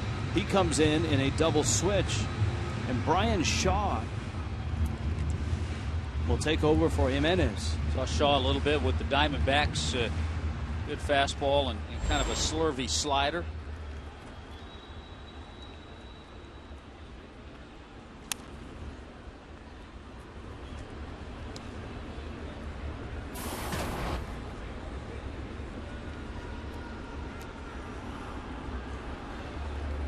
Jeff Mathis, Jose Fernandez, Christian Yelich, halfway through in Miami. So Shaw goes into Drew Stubbs' spot. Stubbs, 2 of 9 strikeouts by Jose Fernandez.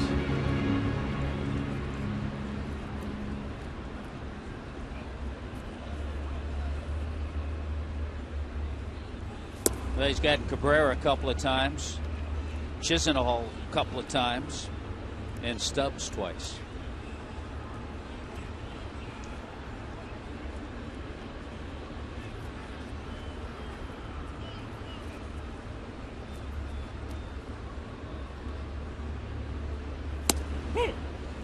Down goes Mathis, looking for something other than a fastball over the plate.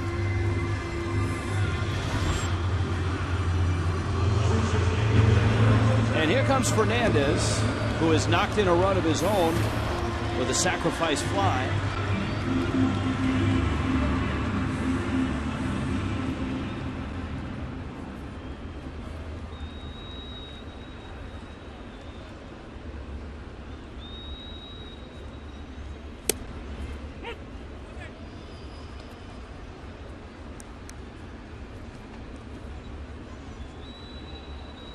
Strikeout victim in the second. The sac fly was in the third. He goes after a high fastball and fouls it off. You think he's going to hit his first major league home run this year? I think so. He has huge power in batting practice. You watch him in batting practice. He deposits balls up into the blue seats, the Budweiser bar, all the time. Of course, he doesn't get 80-mile-an-hour fastballs in his ABs. 2 outs. Shaw looks sharp. Next edition of Inside the Marlins. Take a look at life in the minor leagues. 3 levels of the Marlins minor league system. Inside the Marlins, life of the minor leagues, debuts tonight right after Marlins Live. Christian Yelich, Jake Marisnick will be highlighted in that show. Hosted quite ably by Frank Fort.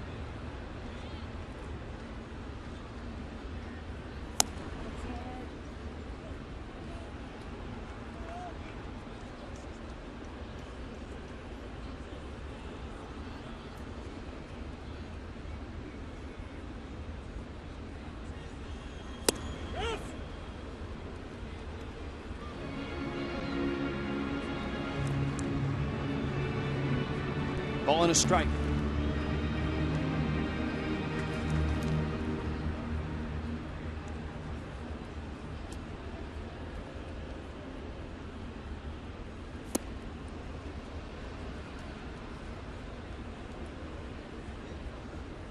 One and two.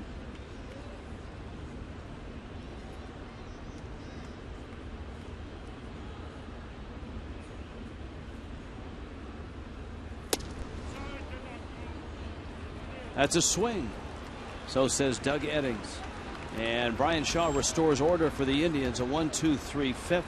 First 1-2-3 inning for an Indians pitcher tonight.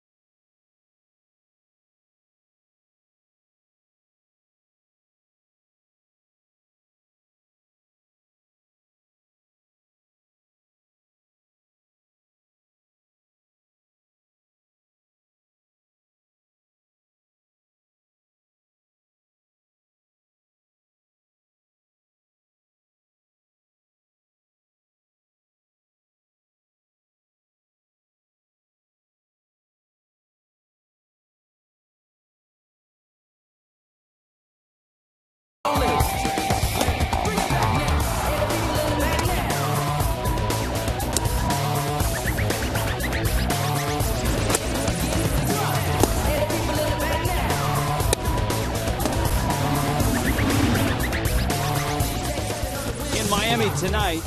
Jose Fernandez is electric again tonight. I know it's a Friday night, and I know there's a lot to do in Miami. But the next time this guy pitches, get here and watch him and enjoy him. And cheer him on. Oh, he's fun to watch. He's fun to be around. He's putting up historic numbers right now. You talked about Dontrelle Willis and Fernandez, and obviously they came to the big leagues in two completely different seasons. 2003, when Dontrelle Willis arrived, the Marlins were building a world champion and would win a world championship. Fernandez, 10 strikeouts. My goodness. Well, coming off his 13 strikeout performance against Pittsburgh, got to double figures again.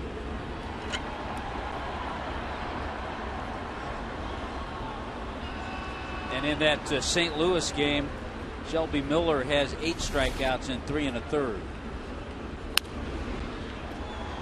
You know, the guy who's been striking out hitters is Yu Darvish with Texas, who leads the major leagues in that category. He's had 4 games this year of 14 or more strikeouts.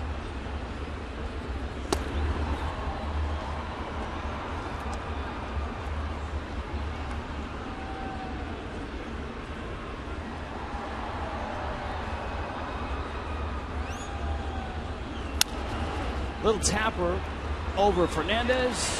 Echeverria got him. The speedy Michael Bourne by less than a step, maybe less than half a step. Best thing that happened there is that it wasn't deflected by Fernandez. He tried. Look at how Echeverria stays down, and the way he throws from that position, still getting a lot on the throw. Good job by Lomo with a stretch, too. Just got it. A good call by Angel Hernandez at first base. Nick Swisher now. By the way, the 10 strikeouts, the 4th time this year Jose Fernandez has had a double-digit strikeout game.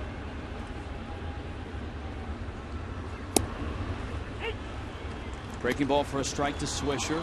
It'd be interesting to talk to a few of the Indians hitters, guys like Swisher, guys who've been around a little bit, and make the comparison with them that you and I were talking about between innings. Felix Hernandez. When Felix was a youngster and he got to Seattle and had the electric stuff, he put up big numbers and has had a great run in Seattle. Well, this is very similar. Another sharp breaking ball. Counts 0-2.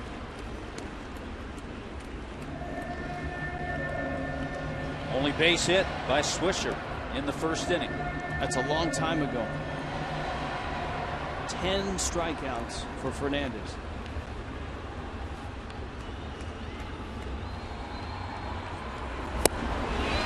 Make it 11. Wow. Electric. Jose Fernandez shutting down and shutting out one of the hotter teams in baseball, the Cleveland Indians.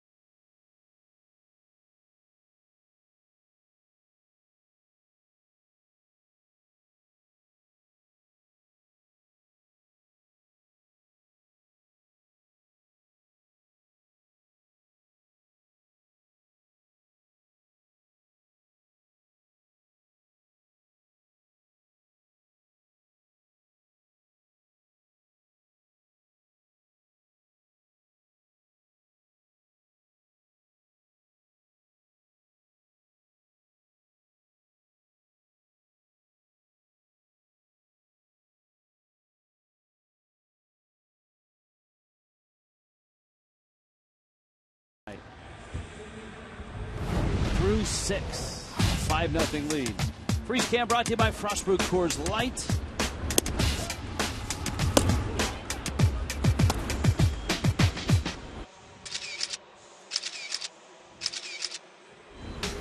Little look at the delivery. His last 21 innings, Jose Fernandez has 32 strikeouts. A 13 strikeout affair against Pittsburgh in 8 innings. He punched out 8 Rockies in Denver in 7 innings, and now 11 Indians in 6 innings here.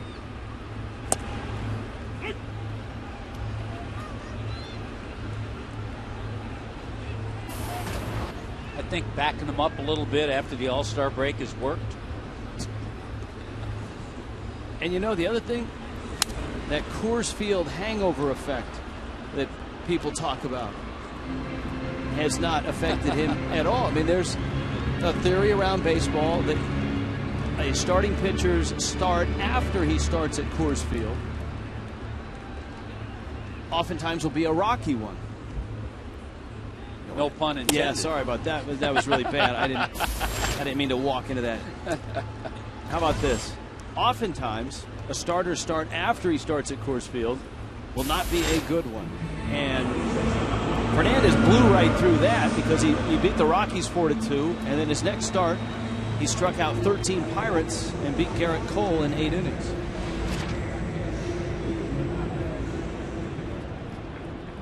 Let me apologize for that unfortunate pun. The problem, though, you didn't plan on that. It just came out. Well, therein lies the problem. Yeah, but I think it's worse if you planned on it. It felt bad regardless. There's the 0-1 to Stanton. It's in the dirt. But the job Shaw's done. He's come in, faced 4 hitters, and struck out 4.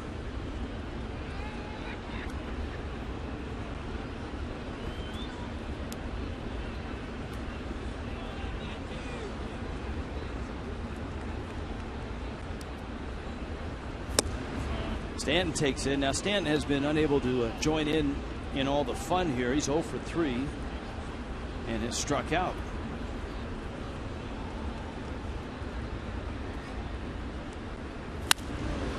High fly ball down the right field line. Rayburn looks at it, and it's into the seats. Stanton has reached base, though.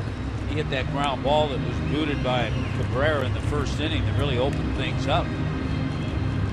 So every Marlin, with the exception of Jeff Mathis, has reached base tonight at least once. Shaw out of Long Beach State. Grew up in Livermore, California. You know that area. San Francisco East Bay. Marlins saw him as a Diamondback in 2011 and 2012.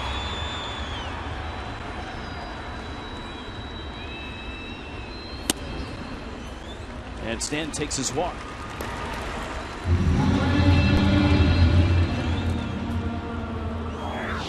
Here comes Morrison, and here comes a big day, a family Sunday with the Cleveland Indians. It's Mike Lowell bobblehead day, courtesy of Pepsi. First 15,000 fans get a Mike Lowell bobblehead. Lowell will be a guest on the telecast. There's some great Marlins coming out from 03. Pudge is going to be here. I think Jack McKeon is going to be on the air with us. Mikey Lowell. Carl Pavano is going to join us in the booth.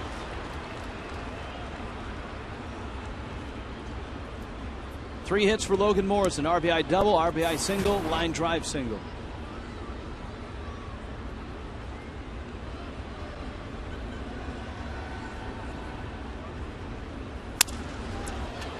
That one Kipnis has. Cabrera turns, and it's an inning-ending double play. Fish done in the 6th. Fernandez comes back out with 11 strikeouts.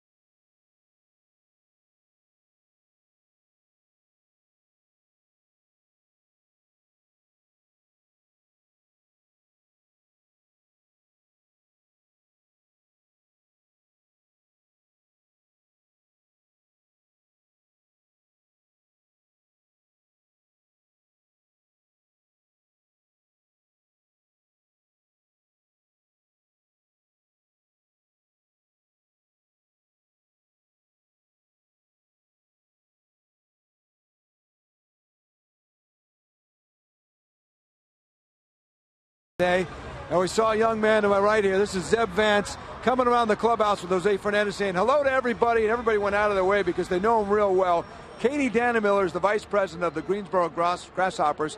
This is Gil Vance, Zeb's dad. Everybody knows Zeb in Greensboro, right, Katie? Yes, they do. We call him the Speaker of the House. And this goes to show you, he's right on the front cover of our program. On the front of the program with the other players. Gil, tell us how this all started, because Jose Fernandez basically welcomed your group down here tonight.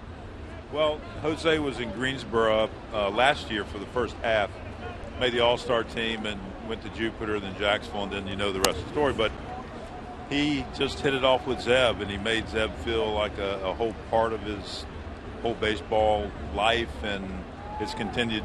And when Zeb let him know that he was coming down, Jose reached out to Katie and asked us to bring him over earlier, and took him in the dugout and saw all the other Grasshoppers, which I think they're, 9 or 10 with the team, and it's just we're living the dream. Zeb's the kind of guy where everybody knows him. He's the #1 fan. He sits right as they come out, so you can't miss him. He's made a relationship with everybody here.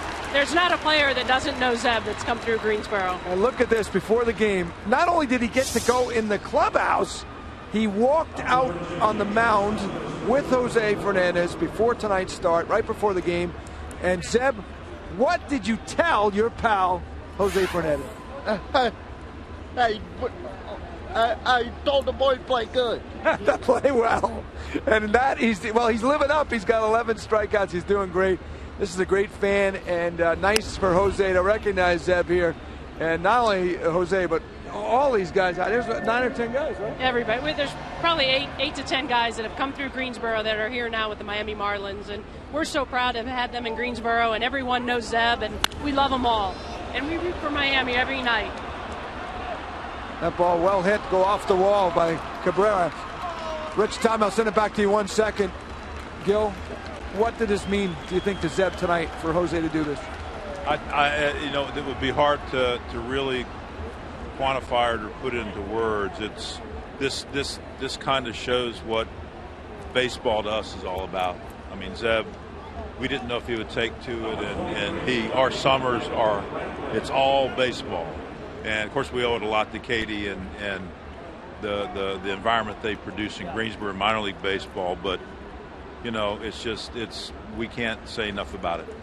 Thanks a lot, guys. Craig, I'd like to say if Miami doesn't realize it, they've got some good young players here, and they should be proud. On and off the field. Let's go back to you. Thank you, Craig. She sounded like you, Hud. What a great story. Christian Yelich went through Greensboro, hit .312. Giancarlo a few years ago, 39 home runs for Greensboro. You got young pitchers that have been through there as well. Not to mention Jose Fernandez last year, that first half of the season, was 7-0 with a 1.59 ERA in Greensboro. Well, tonight, Jose Fernandez has struck out 11. He just gave up his second hit of the night, the double by Asdrubal Cabrera. Michael Brantley's at the plate. It counts 1-0. Pitch count for Fernandez still quite manageable at 80.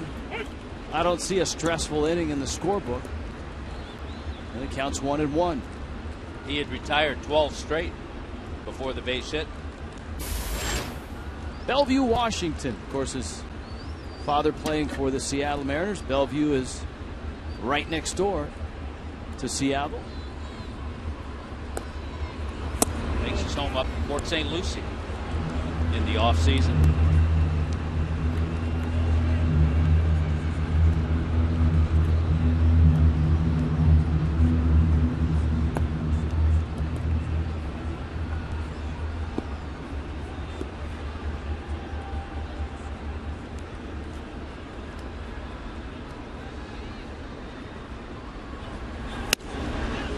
That's a strike. Boy, it's still firing 97. Wow. He threw a changeup last inning that got Swisher that ended the inning. And I believe it was a changeup. It was 90 miles an hour and had some amazing movement down and away to Swisher.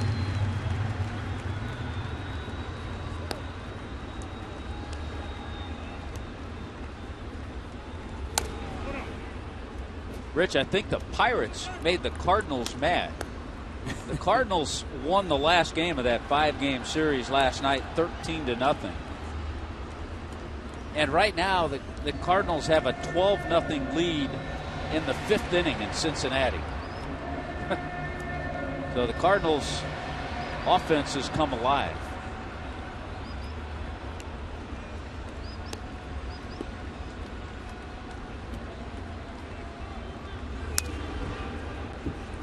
Count still 2-2. Michael Brantley putting up a good fight here. Brantley last year had a real solid season, kind of a coming out year for him. 37 doubles, a 22-game hit streak.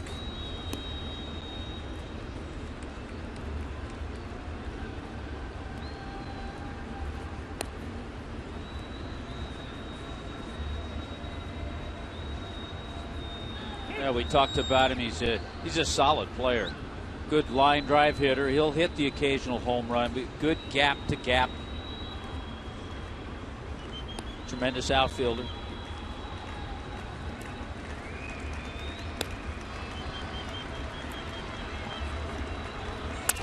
Broken bat, slow roller. Solano approaches and gets the out.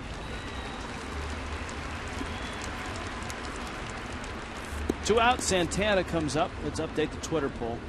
Now, we asked this question early. It got Tommy fired up. AT&T Uverse presents it. Do you alter your schedule to see Jose Fernandez pitch? Hashtag Jose I see, 89%.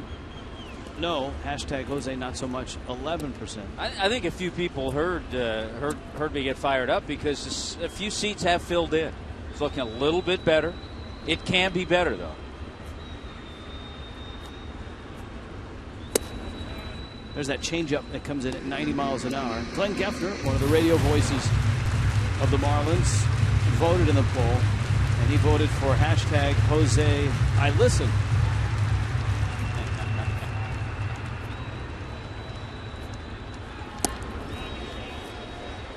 No swing. Well, he's got electric stuff on radio or TV, too. Let's just put it that way. Fans thought he swung. Boy, and many times, I'd say 90% of the time, that is a swing.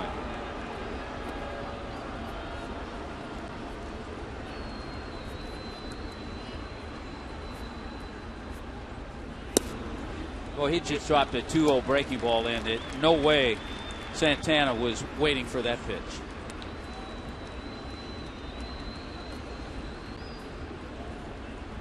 You reported the other day that a scout watching his last start, the 13 strikeout start, called it Gibson-like. Yeah, with that hard breaking ball, it's more of a curve. It's yeah, and Gibson would throw fastballs, that hard breaking ball, and there's that 90-mile-an-hour changeup. He's thrown that more as the game has gone along. Here in the 7th, Fernandez at 90 pitches. It's a great pitch to a left-handed hitter.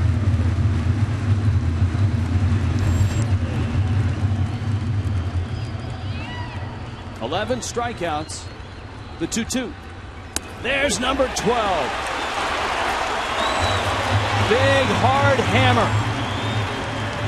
Mom loves it. Jose Fernandez dazzling tonight.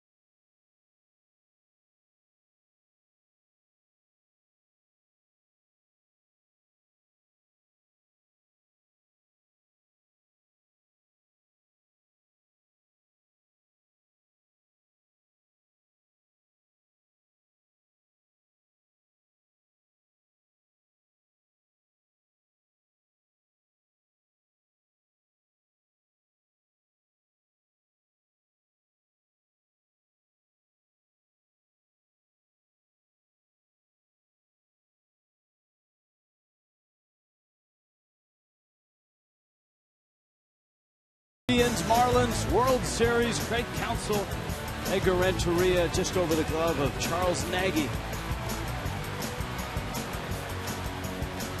Game 7, 11 innings.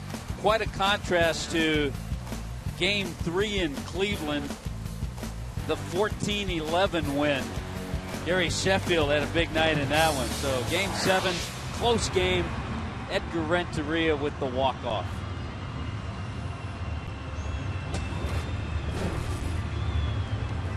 Coors Light Cold Hard Fact.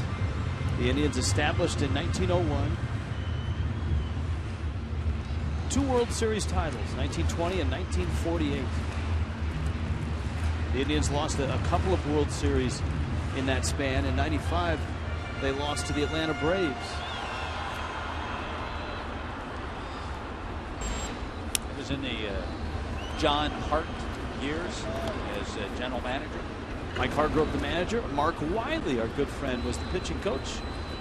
And I don't know if either of them can spell Zipchinski. In fact, I'm not sure many in baseball or fans can spell it, but he's been a terrific lefty. Zipchinski, former Cardinal, just acquired. I was having a conversation with Brad Mills, to right, third base coach, and as we talked earlier, longtime friend of Terry Francona. And I said, "You fill out the lineup card." He said, "No." He said, "That's a job that Sandy Alomar does, Sandy Alomar Jr." Chris Perez was staying there when we were talking, and we said, "Well, can any of you spell Zipchinski?" And he said, "No." He said, Sandy had to go to the Cardinal Media Guide and get it out and look at it, make sure he wrote it down correctly on the lineup card. I couldn't spell it. No. I mean, it's not just the start of the name. It took me 3 years to spell Samardzija with the Cubs. I'm still working on Zipchinski. Oh, one to Echeverria. It's outside. Our director, Jim Holley, said he's still working on Yastrzemski. Hey, just put Yaz down.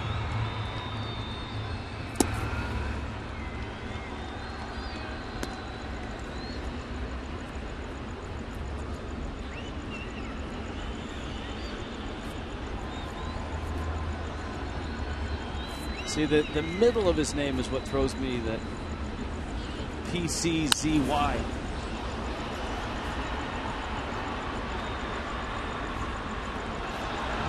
Yeah, I'm okay through the RZEP. You know, because you get the ZEP. I don't know where the R comes from, but I'm okay with that. Yep, RZEP. But yeah, CZY. Once you get to the middle.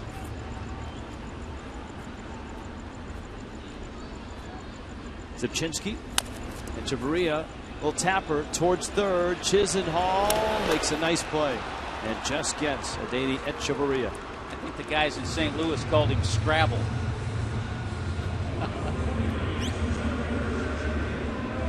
It's a nice play by Chisenhall at third, bare hand. You know, you make that play that you have to do everything just right, because going up the line quickly was Echeverria and got him by a step. Good stretch there by Swisher, too.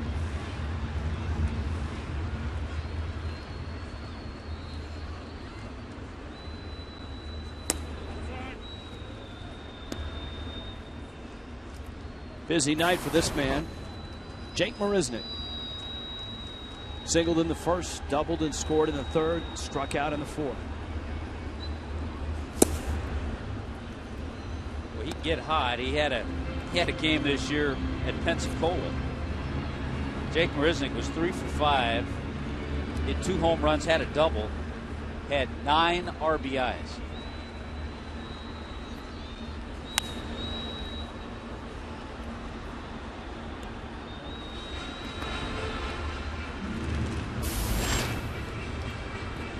One and two. The Cardinals are so hot. Daniel Descalso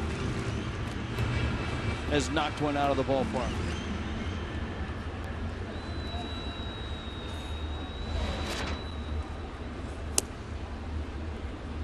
Alan Craig is homered. It's 12-0 St. Louis over Cincinnati. I think Bronson Arroyo started that game for the Reds.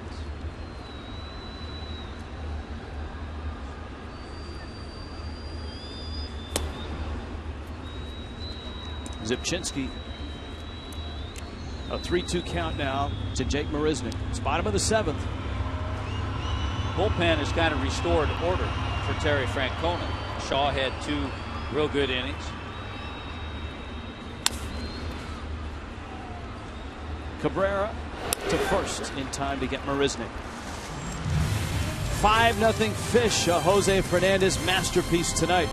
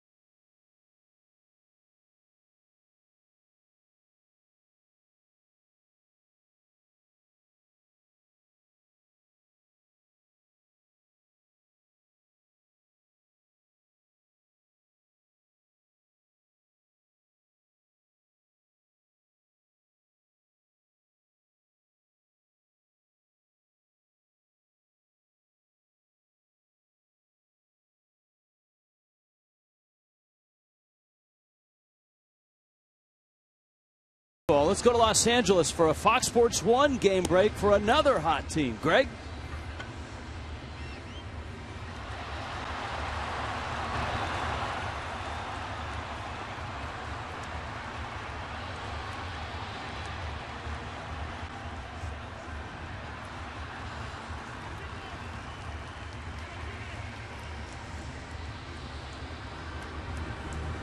Thank you, Greg. In Miami tonight, Jose Fernandez is just dazzling. 12 strikeouts through 7 innings. And Fernandez goes after Lonnie Chisenhall to open up the 8th. Chisenhall, pitcher spot. Ryan Rayburn in a 5-0 game. Marlins bullpen is active right now. Fernandez pumps in another fastball for a strike. This is at a point where Fernandez has admitted where he gets to the 8th and he's in the low 90s. He starts to pitch to contact because, and he makes no secret of it, he'd love to throw a complete game. It takes him 3 pitches to finish off Chisenhall. 13 strikeouts for consecutive starts for Jose Fernandez. And again, this is a hot team he's facing. These are the Cleveland Indians, who have won 8 in a row, who are the second wild card team in the American League. Mark Reynolds pinch hitting. Remember the double switch. Zipchinski was inserted in this spot. Mark Reynolds has power. But in his career, he has been a strikeout machine. Already 121 strikeouts this year. The year he had his biggest home run numbers, 2009, he hit 44 homers. He struck out a Major League record 223 times. The University of Virginia product had some really nice years with Arizona and a couple of productive years with Baltimore. You've been watching this for 8 innings, and you're a right-handed hitter. 97 miles an hour again. You're not too pleased getting your name called by Terry Francona to go up and pinch hit. 13 strikeouts for 21-year-old Jose Fernandez. The 1-2 pitch. They had two choices, either up with 97 or off the plate with breaking ball. And it was off.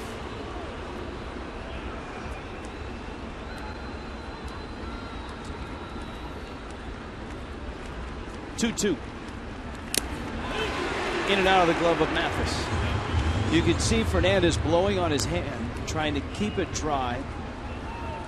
If you follow the Marlins, you know that in Cuba they didn't have rosin bags, so he didn't use them. He used the dirt on the mound. And that's why the side of his uniform gets filthy as the night goes along, and that's filthy. That's 14 strikeouts, a new career high, a Marlins rookie record. Just dominant tonight. Just keep doing it.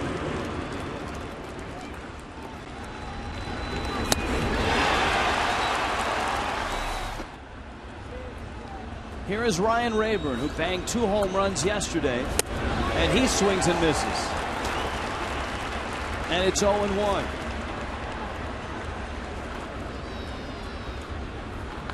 Hope you're having fun at home watching this, because only 17,000 and some came out to see it in person.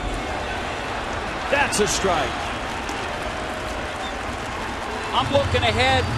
Let him stay in for the 9th. Take away a couple of innings in September, maybe.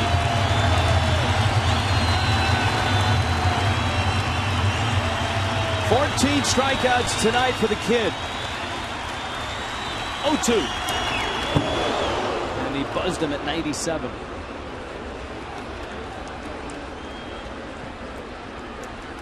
He's at 103 pitches. I don't think you'll get your wish. Dan Jennings is ready in the bullpen. After that last fastball, a little breaking ball away here might be tough for Rayburn. 1-2. There's the breaking ball, and Rayburn was on it. Give credit to Rayburn, who's been a hot hitter for the Cleveland Indians. He hung right in and got himself a base hit, third base hit for the Tribe. A single in the first by Nick Swisher, a double by Asdrubal Cabrera in the 7th, and a 2-out single by Rayburn here in the 8th. Chuck Hernandez checking just to make sure that Jennings is ready. And here is Michael Bourne, who has bounced out twice and struck out. The only thing on that last pitch, Jose wanted it off the plate, away. Got a little bit too much of the plate.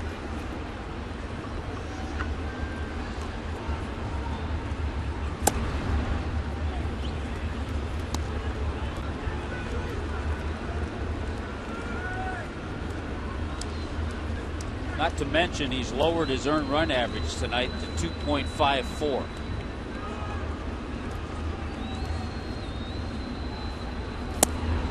Change up, 1-1. Give credit as well to the man behind the plate, and Fernandez always does when he pitches. He loves throwing to Jeff Mathis.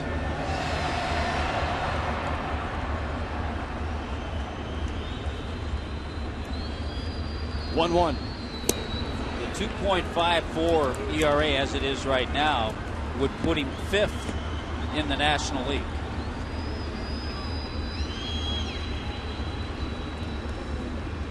Rayburn, the runner at first. Bourne digs in, 2-1 coming. Fastball, fly ball towards the line. Yelich is over, he's there, and he makes the catch. 8 shutout innings.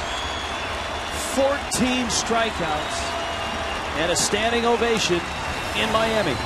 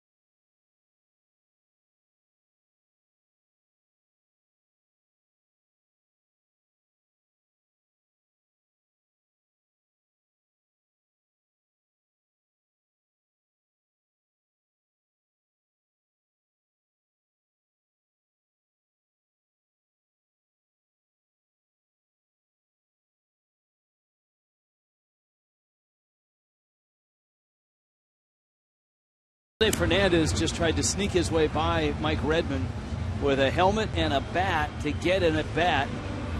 This was moments ago before we came back from break. There's Jose. Come on. You know what? He knew he was coming out, because when he left the mound and headed to the dugout, he was getting a standing ovation, and he tipped his cap.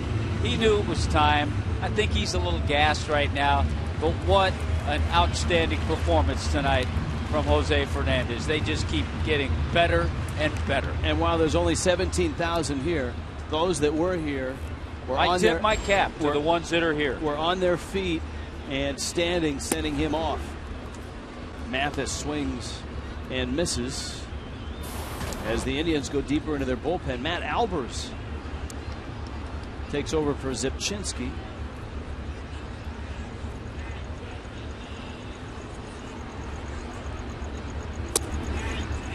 Juan Pierre is on deck. If everything holds up and Jose gets the win tonight, in his 3 starts since the All-Star break, he'll be 3-0 with a 1.57 ERA, 23 innings, 13 hits, just 4 runs allowed, 35 strikeouts, and 3 walks. 3 walks? Yes. What's more impressive, the 35 strikeouts or the 3 walks? Well, he had no walks last time out, just 1 tonight. Chisenhall backs up and throws Mathis out. So how about that? Last 2 starts, 27 strikeouts and 1 walk.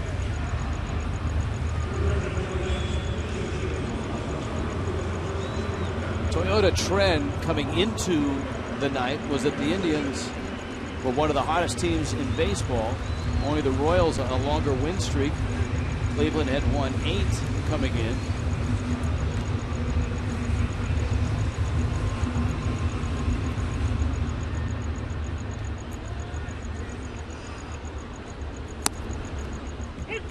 And a strike. Well, that drives the point home even more. Just it's a hot ball club. It's a good ball club. The Pirates, a hot ball club, a good ball club. The Rockies at Coors Field, tremendous lineup, good ball club.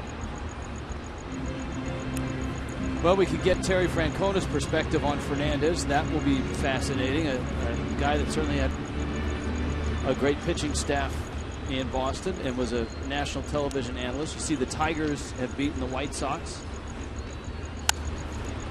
Juan Pierre, a knock into left field. So a pinch hit for Pierre.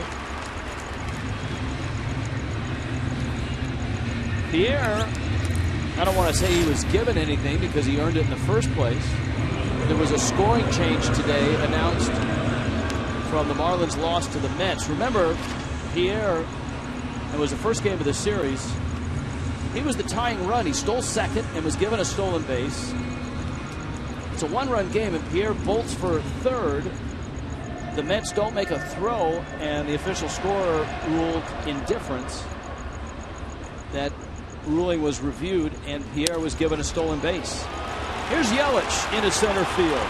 3-hit night for Yelich, and Pierre gets to third base. It's significant, Tommy, for Pierre, because it gives him 20 stolen bases, and that gives him 13 consecutive years with 20 or more stolen bases. He's just the 16th player in Major League history and the first since Bobby Abreu back in 2011 to do it. And a guy, Rich, who has not griped about not a lot of playing time lately, a guy who the last 2 games now has come through with big pinch hits. Remember, he got things started in the 6th inning against Matt Harvey with a pinch hit single. One of the best.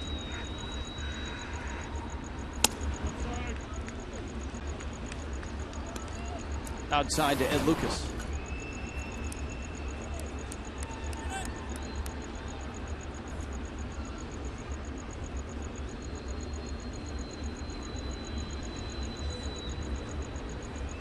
At the corners, Lucas sprays a ground ball out there, and that's all they'll get. Good slide at second.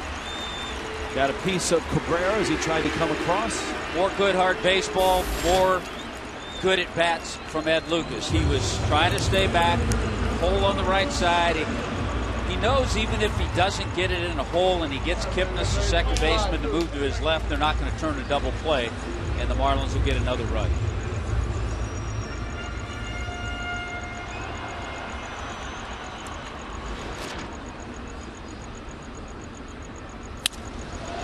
Liner into left. Stanton's got a hit.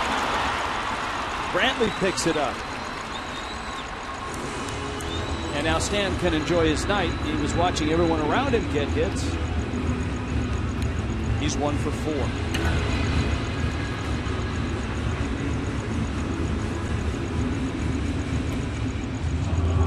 Well, if the Indians didn't know who the Marlins were when they came in here, they do now. And they certainly know who Jose Fernandez is.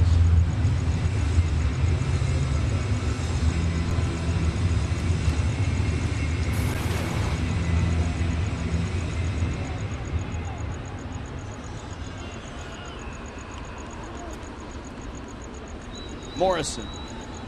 Albers a changeup that misses low and away. So Fernandez is going to go 8 innings.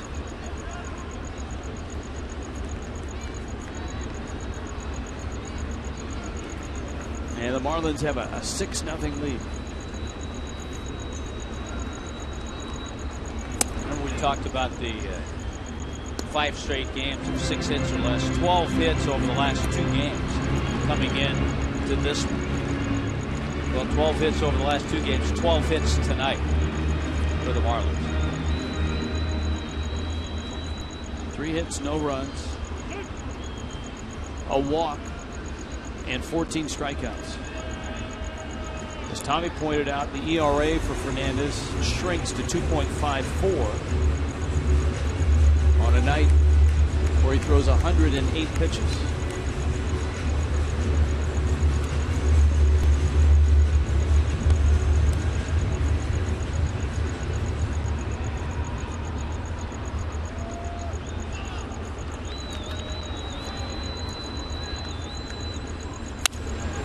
That's a smash. Down the line it goes. Morrison's got his 4th hit and extra bases. Lucas scores. Stanton right behind him. And he will score. Morrison to 3rd. He's got a triple. Lomo. The line drives have been coming. Tonight, the hits have arrived as well.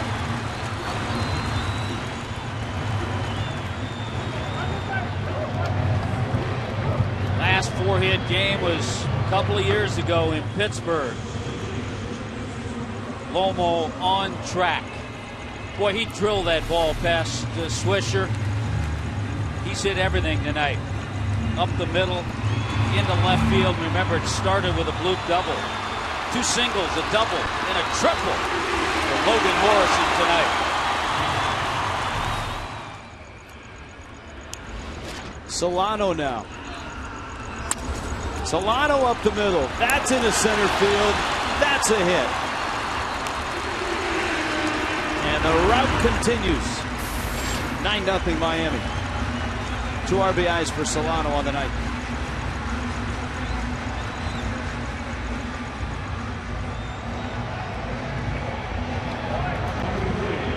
What runs and hits have been so hard to come by over the last week. This is great to see. It's contagious. Jose Fernandez is contagious.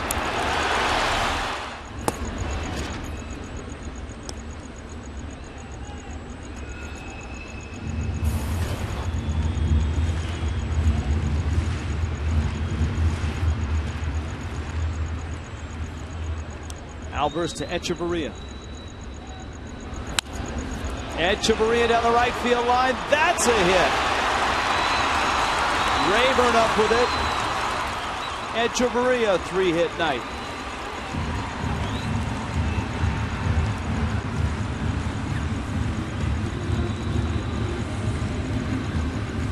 Right now, Albert's taking one for the team.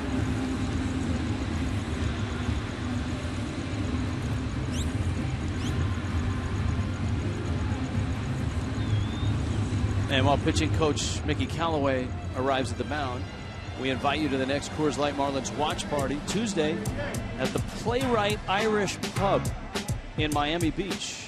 Marlins and Pirates at 7:05. Win prizes, tickets to upcoming games, meet Billy and the Energy team. Enjoy Coors Light specials at the Playwright Irish Pub. For more info, go to marlins.com. To continue, Rich, that 6-hit trend, the games of 6 hits or fewer. The Marlins have 6 hits in this inning. And the last time they scored 9 runs or more, you've got to go all the way back to June 2nd in an 11-6 win against the Mets. 2 outs here as Marisnick. Our buddy Joe Capozzi tweets that Jose Fernandez is the first Major League pitcher with 13 or more strikeouts in consecutive games since Randy Johnson in 2004. And he's the first rookie to do it since Kerry Wood in '98. So we can add now. We can add Joe Capozzi to the crack staff. That's right. Good job, Joe. Your Toyota trend, 5th pitcher with 10 or more in back-to-back starts in Marlins history. Ground ball, base hit, another hit. Marisnick's got 3. Seems like everybody's got 3. Echeverria's got 3. Marisnick's got 3. Yelich has got 3. Morrison's got 4.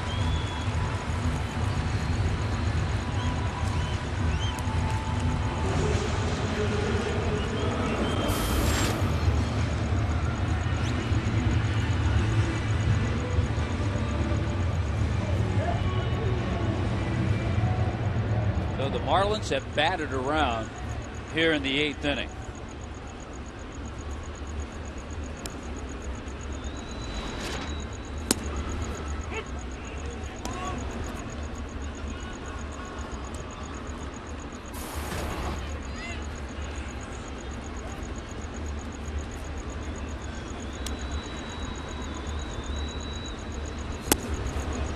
Mathis swings and misses. 0-2.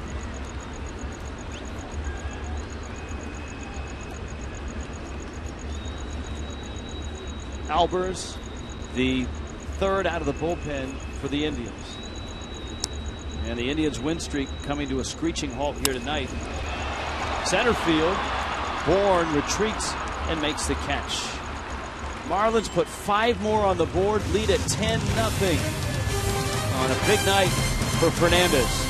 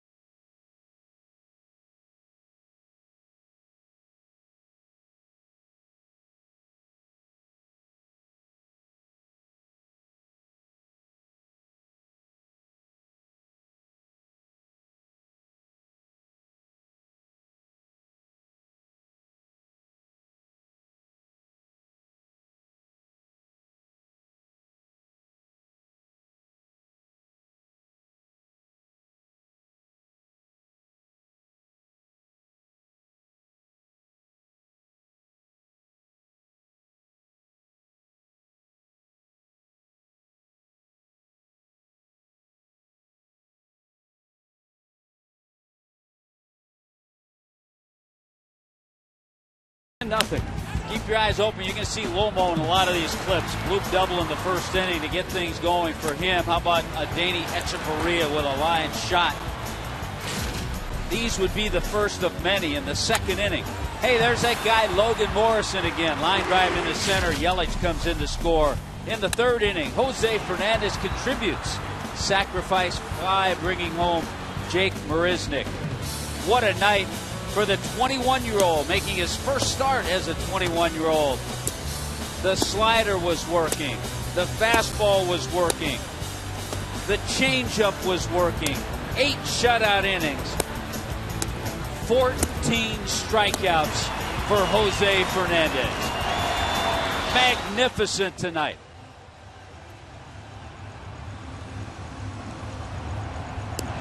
Stephen Ames comes in. His second appearance in the big leagues. The former Gonzaga Bulldog out of Vancouver, Washington. You can see Ames coming up in the Dodgers organization. A very nice ERA. Good walk to strikeout ratio as well. And Ames gets the 9th.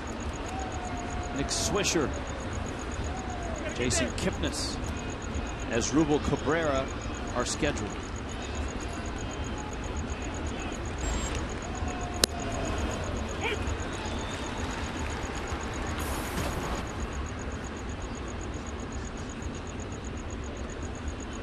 Oh, 1. Swisher fouls it back. Swisher, 2 of the 14 strikeouts for Fernandez, but also has 1 of the 3 Cleveland hits.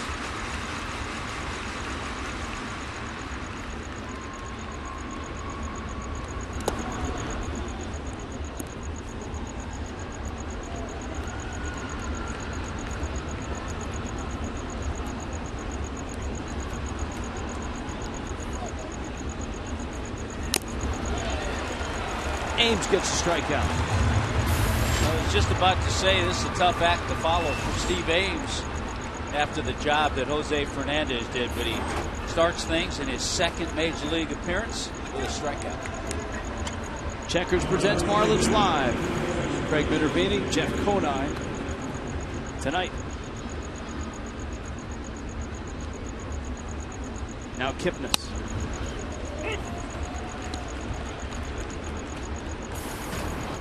Kipnis in 0 for 3. Well, the theme of the night were hot teams. Cleveland 8 in a row. That's going down hard. The Marlins a 10-0 lead here in the 9th. The Royals 9 in a row. Morrison will flip. Ames is there.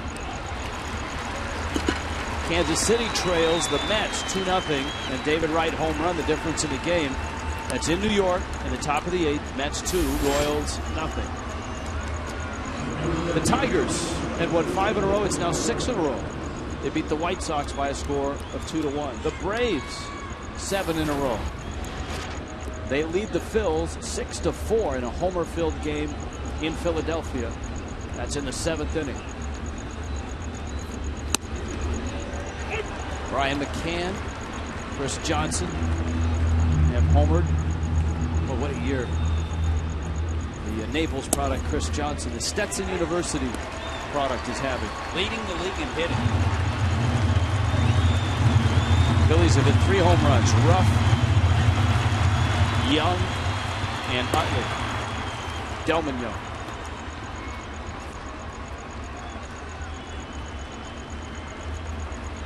Michael Young is actually playing first base in that game. 1-2 coming. It's a changeup. Talking to Steve Ames the other day, and he told me that the changeup he likes to use to left-handers. Came over from the Dodgers in the deal that sent Ricky Nolasco to L.A.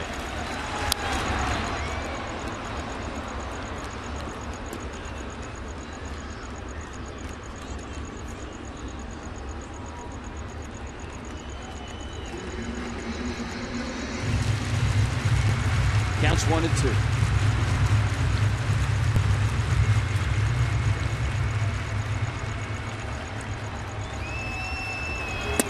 He struck him out. Ames finishes what Fernandez started. What a night for Jose Fernandez. Alvarez riding him out to the field. 14 strikeouts for Jose Fernandez. And the Marlins hound the Indians. 16 hits, 10 runs, and snap the 8-game win streak. Miami, on the other hand, has now won 8 of their last 12. And that is a 3-game win streak for the Fish. Marlins win it here in Miami, 10-0.